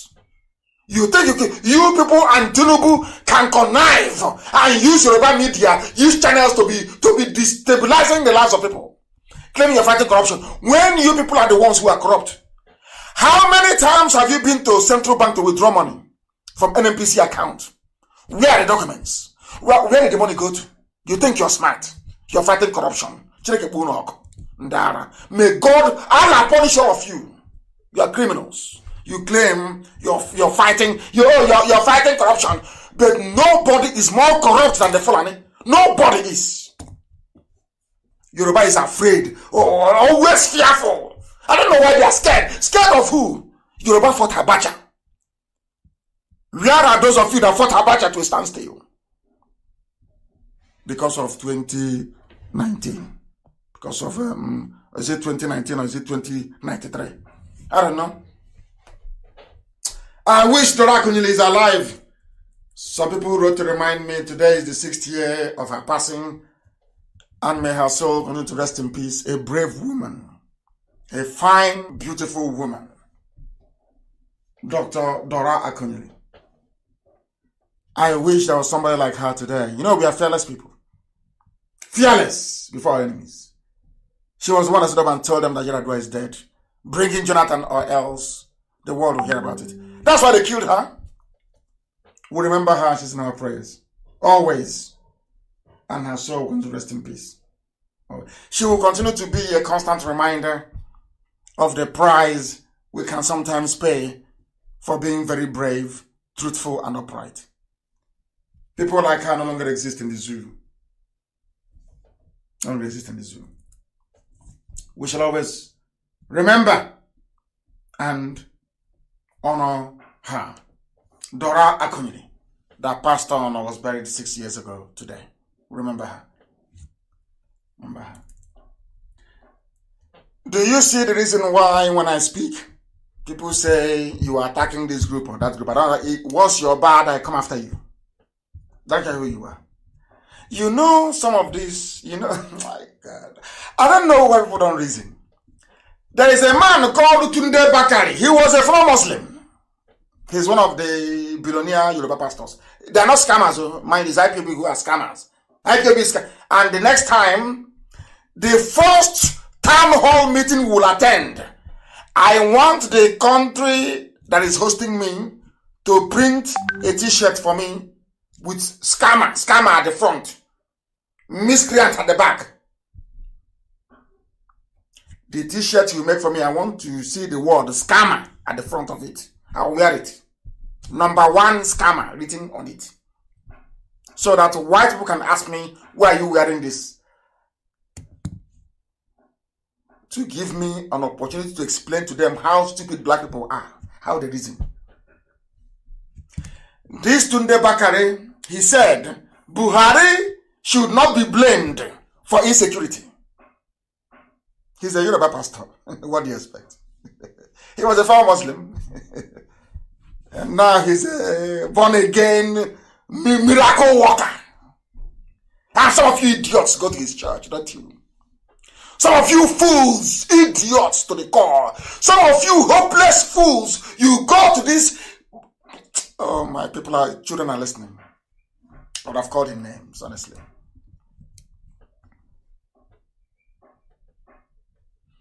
Trash. Former Muslim. Trash. The greatest Yahoo in the world is Yoruba Pentecostalism. The greatest Yahoo you have. As a former Muslim, a pastor, a so-called minister of God. Look at the garbage. Can you compare what this fool is saying with what Bishop Coker said? With what that Archbishop said? They wrote to Trump. Pentecostalism. Praise the Lord, hallelujah. Praise the Lord. We are going for Saturday night. We are going to a mountain on the shadow. Idiots. Keep deceiving yourselves. Keep on deceiving yourselves. Keep on piling idiocy upon idiocy on your heads. These are the fools you go to pray for you. If Buhari is not to blame, or those ruling in his name, who do you blame? What is the meaning of accountability in a democracy? Tunde Bakari is complete idiot, complete fool. Who do you hold accountable? Why do you think people go to vote every 4 years or 5 years or 7 years? To hold the government to account. If they did well, they continue. If they didn't do well, you push them out. Accountability. That Buhari, when he was alive, campaigned on a platform of security. He's a hard man. He would defeat Boko Haram. Today, there's insecurity saying he's not to blame. Yoruba. Hey. Oh, Bareo. I think that's how people say it. Do you see my problem? How can this man come from the same race that produced Fela, that produced Gani family? How can this ardent criminal, this man is a full frontal scammer, full one, from Islam to Christianity to make money. And here he's talking rubbish. Some of you will go and kneel for this imbecile, this complete idiot, this moron to pray for you. And the next day you come online and you say, pray for one Nigeria. God will punish you and punish your family. Only one Nigeria rubbish. Mad people everywhere. Insane people. Blacks, you cannot reason. Black Africans cannot. Whites are listening and I'm telling them, black people from Africa, we do not reason properly. Our brains are defective. Look at the idiot from Islam making money. They are promoting him. He's making money. Come to talk rubbish. Look at Bishop Coker. No private jet. No tithe. No watering of seed. He lives in his Archbishop Lodge. This one has a private jet that you contributed for. Not to free you from slavery. Not to free you from Fulani Janjaweedism. Not to free you from your pain and your suffering. He is not a scammer. That's how foolish you are. It's those serving you who are scammers. Can you see how daft you are? Zoo people. You people make me sick. Nigerians, they make me... When I see them want to vomit, they make me sick. Very, very sick. NNPC stole your money. Fulani went to NNPC, stole your money. They reconstruct the board. It's also them. You can't complain. Mazi Nnamdi KANU with IPOB who are scammers. But you in your idiocy suffering, drinking from where you defecate, where you go to toilet to save water. The man saving you from that life of misery is a scammer. But you idiot, who doing pipeline security guard, you're not. Idiots everywhere. Sometimes, I don't know, Elohim gave us a very hard task. He should have placed Biafra maybe in Europe or in Asia or in South America. I don't know why Elohim placed Biafra in Africa. I have no idea. A continent full of idiots, right? Stupidity. That's why they killed them in America and everywhere else. Look at how they're treating us in China. And you're bringing in Chinese experts.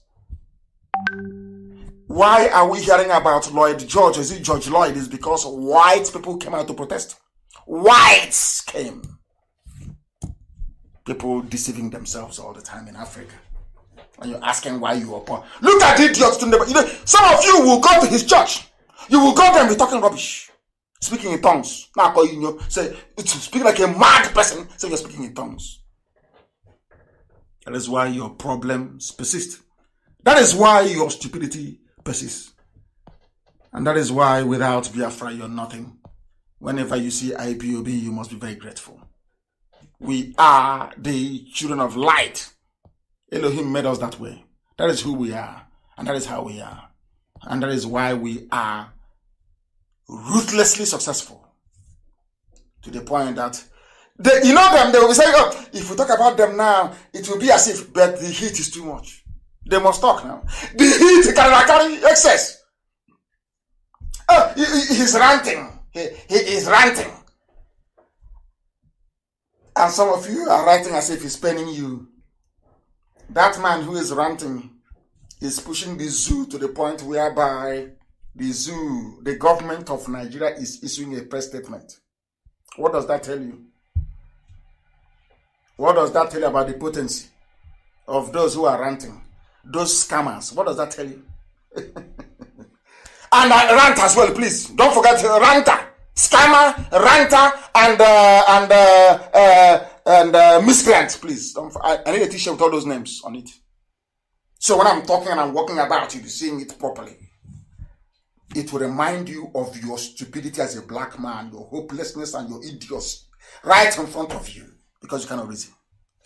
Mad people everywhere. Leave all this time today now. In 2 weeks, I'll call the family. Ask them how far. They say he's still there. Then we unleash Shamagidon. And you see what it feels like. You are playing with us. We are Biafrans, so we don't want anything to do with your Nigeria. Take your Nigerian to hell with you. We don't need it. We don't want it. Take your zoo and go with you. People are daft. So daft. And I don't want to be in a country with foolish people who cannot reason. In Biafra land, if you go and withdraw money, the fight won't even happen. In Biafra land, do you know what it's going to look like? Every contract above the value of $150,000 equivalent in Biafran currency will be subject to a journal publication. You know what that means? It will be advertised publicly for people to tender for it. And every hearing about a public works program tender will be held in public. We have it now. That's why we went to school. We have everything up here. Once we unleash it, everything about me. Once we unleash our process to freedom, I'm telling you, Hausa will be writing me and begging to join Biafra. Write today's date down. Hausa will beg me to join Biafra. We're going to build something that will make the whole world to marvel. That the world may know that there are intelligent people who are black in Africa. That's what we want to do. Next time you will know. They think we're not age mates, we are not in the same league. Biafrans and Fulani, we are not in the same league. Not at all. 21st century. You're still moving cattle from place to place, looking for water, looking for grass. You're not ashamed. You go to world council, you go to meetings with diplomats all over the world. You are unashamedly. You see, I say, it's a clash between farmers. We are our migratory route from 1904. You're not ashamed of yourself. 21st century. You're moving cattle from place to place. 21st century. You are not ashamed to come out to say it in public. God forbid you people. God forbid you people. Release your Islam too, or else there will be no peace for the wicked. One Eflefu has written, says, as I said before, he said, no, he was responding to the moron that wrote about Akwa Ibom, who doesn't know anything about Akwa Ibom. He doesn't even know the Igbo community in Akwa Ibom. He doesn't know. Has no idea. Hey, if you have something in common with the Biafra, and immediately, premium times, Fulani people, they carried it. Immediately, punch, they carried it. Agents of darkness, children of darkness. Upon all, they could have just gone to my page and seen the whole thing I wrote. Do you know they have a Okonko in Ibibio? Do you know they have a in Ibibio? You say we have nothing in common? Where did Abreba people come from, or some of them out of Chuku? Where? I'm asking you. We have nothing in common. But your mother buys 2-piece wrapper. So does your wife. So did my mother. So does my wife. Yet you come out and you talk rubbish. You come out and you talk rubbish. Oh dear. And they will write. That's the one they will write. Okay, can't you see? And the idiot writing this nonsense, and what's his name? And the fools publishing, they are doing it because they want to retain access to oil. The fool in Abuja writing doesn't know that. He doesn't know. They are going, go, you are Niger Delta. Don't agree. You are Niger Delta. Don't say no to Biafra. Because they need constant access to the oil in our land.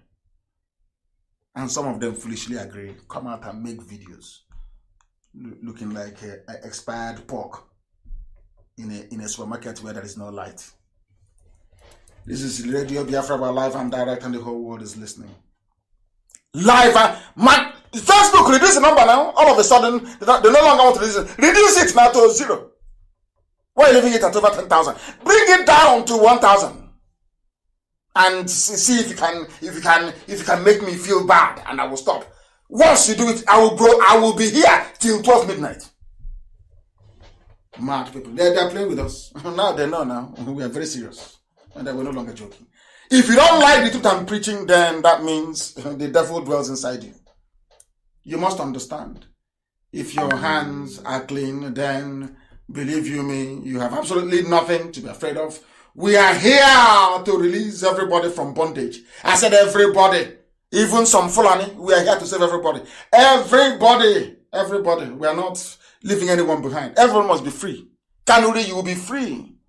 Bachama, you will be free. Jukun, everybody will be free. You decide what you want to do. If you want to go and become a country of people from Kanuri, you vote, you go and join them. After all, Alaska is in Canada, very close to Russia, but they're part of USA. Why can't people understand? Yoruba, be on your own. If you want to form an alliance with the people from Adamawa, you form with let people decide. Let the people. That is the essence of democracy. Allow the people to decide. That's all. We are actually the true Democrats, not those people talking rubbish from everywhere, talking nonsense from everywhere. We are live and we are direct, and the whole world is, of course, listening to us. And beware of those that come to you to ask you to make peace with the Janjaweed. Beware. Beware. Please beware. You know, if you fail to learn from history, then you're finished. What some of you are suggesting and writing to me about, the Yorubas tried it, and they failed, and their land was conquered. I've told you that before. Very, very important. You go back to history and understand what a minority of you are pleading for to happen. Every time they tell you, let's move Nigeria forward, let's move it forward, they open their borders in the north. Fighters are coming in, killers are coming in, to the extent that they can no longer hold it. That a governor from the north, Ganduje from Kanu, is now saying, close the borders. But our borders in the south has been locked for how many years now? Yoruba media cannot see it to right. That is what I find astonishing. Quite astonishing. So is this the extent of Fulani stranglehold on everybody in Nigeria that you see the truth you can no longer speak? That thing they did to Hausa, how many of them? They managed to do to all of you. People driving cattle from place to place. The Nachinama. You know that thing in the Bible, the first shall be the last. That's what is happening. And the last will be the first. People that came last. Recent migrants. Less than 200 years old. Look at what I bring to all of you. And you're falling apart, all of you. There was something I came across. Some of you may have seen it before. That is what I'm going to close the program with today. Because we've almost been on air now for 3 hours. how black people behave. Black and white. And I want to let the whole world know what they do, the way they defeat us. Because we are foolish. I want to show you. Listen very carefully, please. Listen. I've heard of this, but black people seem to really struggle with this one. You just don't seem to get it. Listen. You would rather fight against each other instead of your enemies. Listen. A white cartoon, is a white man saying, blacks would rather fight against each other than fight their enemies. Yorubas are suffering. People from the Middle Belt, they are suffering. Everyone is suffering. But they are busy fighting IPOB, trying to save all of them, than to fight the real enemy, which is Fulani Janjaweedism. What, even in America, they know. I want to tell you the brain of a black person. That is why if you come to IPOB with the brain of a useless African man, by the time we finish on you, you start reasoning like a human being. We sanitize and cleanse your brain. Listen. This is bad business and you will never get true freedom doing things this way. You can't get freedom. Instead, do what we did to gain power. We divided and conquered entire countries based on their differences. They divide, they conquer you based on your difference. When somebody comes to you and says, oh, you are Niger Delta, you're not Biafran, they are trying to divide you to conquer you. When they say the BBO has nothing to do with Igbo, they are trying to divide you to conquer you. When they say a Jaw has nothing in common, a Jaw, you must be free, we are a Jaw, we are a zone, we stay on our own, they want to divide you and conquer you. They did the same thing to Ogoni. They told Cancer, where you are different, you can do it, you are not Igbo. Once they isolated him, they killed him. If you cannot learn from history, who can you learn from? While holding true to our similarities. I am white. They hold, this is the template of the Fulani. They hold closely those they are tied with. That's why they used to call themselves Hausa Fulani until we broke that nonsense. And tell them you're Fulani, you're different from Hausa. Hausa people are good people. Fulani, you are not. Did you hear what the white man said? We hold on to what makes us similar, but we accentuate what divides you. And that is what IPOB is battling. We want to stop them from dividing us, because together we are stronger, together we are one. Not that one may rule over the other, no. We go back to the mosaic structure we had before. Be on your own, take care of your land and the resources within it. That is all. Who can argue with that? Only fools. But fortunately for us, we are IPOB and we are not. And I must thank you very much this very evening for having listened to this very 3-hour rendition of Radio Biafra. I'll call it a special program. I thank all of you for listening this very evening. And also, maybe those at Facebook this evening, maybe they're sleeping. Maybe they're not Yorubas, they're sleeping. I must proclaim unequivocally, without fear nor favor, and assuredly, as one who worships the Most High, that Biafra is our religion. Even our enemies, they know this as well. And here on Radio Biafra is where we worship, because Elohim Chukwu Okike Abiama pụrụ ihe niile is our God. And from me, from here, with all the love in my heart, to all of you, both friends and foes alike, I say good evening.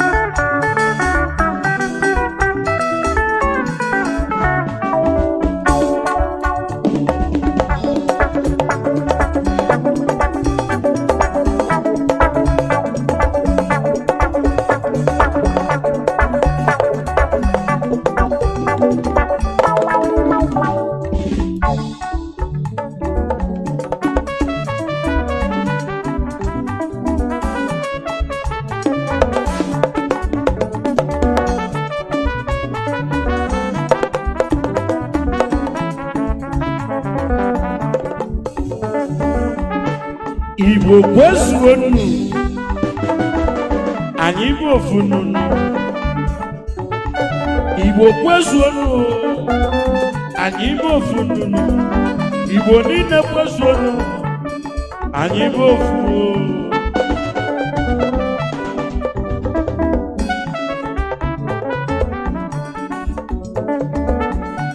onye mmiri lolelu malụ n'ụwa ya mala na chi ya dị n'ilo mmiri lolelu n'ụwa nọ mama nja mmiri lolelu mama nja anụgo m na ndị a abatago ọka fa abatago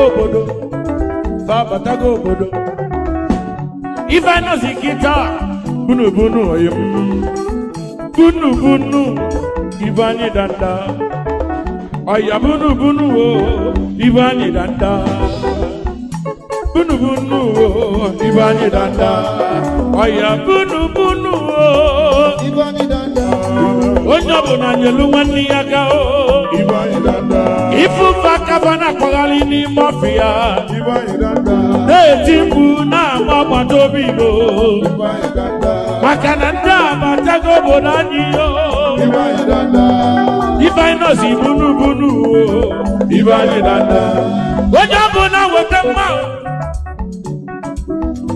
onye ọbụla weta ife o ji biri ibi ya chọkwa ife ị ga-eji chekwa onwe gị ndị abatago obodo anyị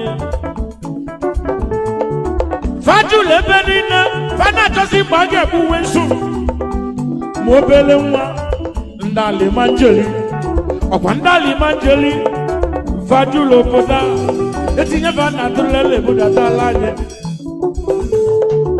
ebe yile ebe a na-adọmpụ mmadụ ka njọ ga ajụjụ Igbo mụrụ n'anya ka anyị chekwa aba n'onwe anyị Igbo chekwa aba n'onwe unu Hausa batoka Hausa batoka ndị Igbo chekwa aba n'onwe unu Hausa batoka Igbo chekwa aba n'onwe unu Hausa batoka anyị chabụlụ ibu danda Hausa batoka onye ọbụla tinye aka Hausa batoka onye ọbụla wete mma gị na-egbe Hausa batoka Igbo chekwa aba n'onwe unu Hausa batoka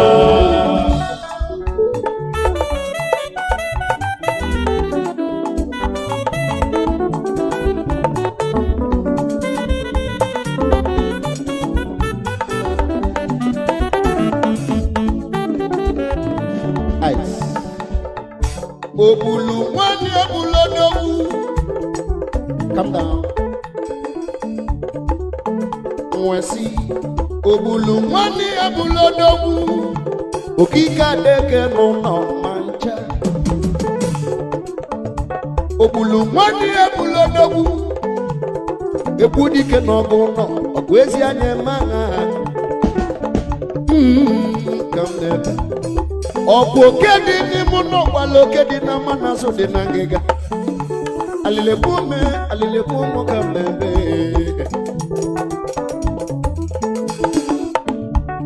Oanese ndibo kede mununo Lebugani Oanese ndibo kede mununo Usifofotu aba Oanese ndibo Keduku nusiralanyi weranye na Kongo Ajujunya kamna Keduku sunura lumu nunuranye na Kongo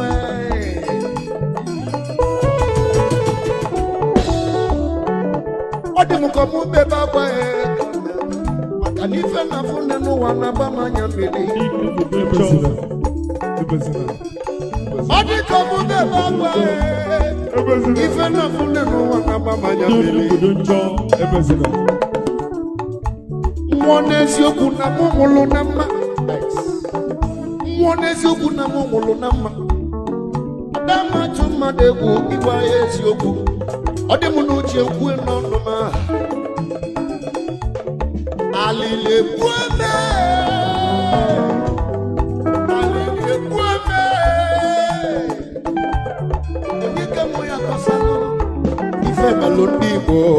Onye ka mụ ya ebesalụ ife melụ ụmụ Biafra. Onye ka mụ ya ebesalụ ife melụ ụmụ Igbo ụmụnne m.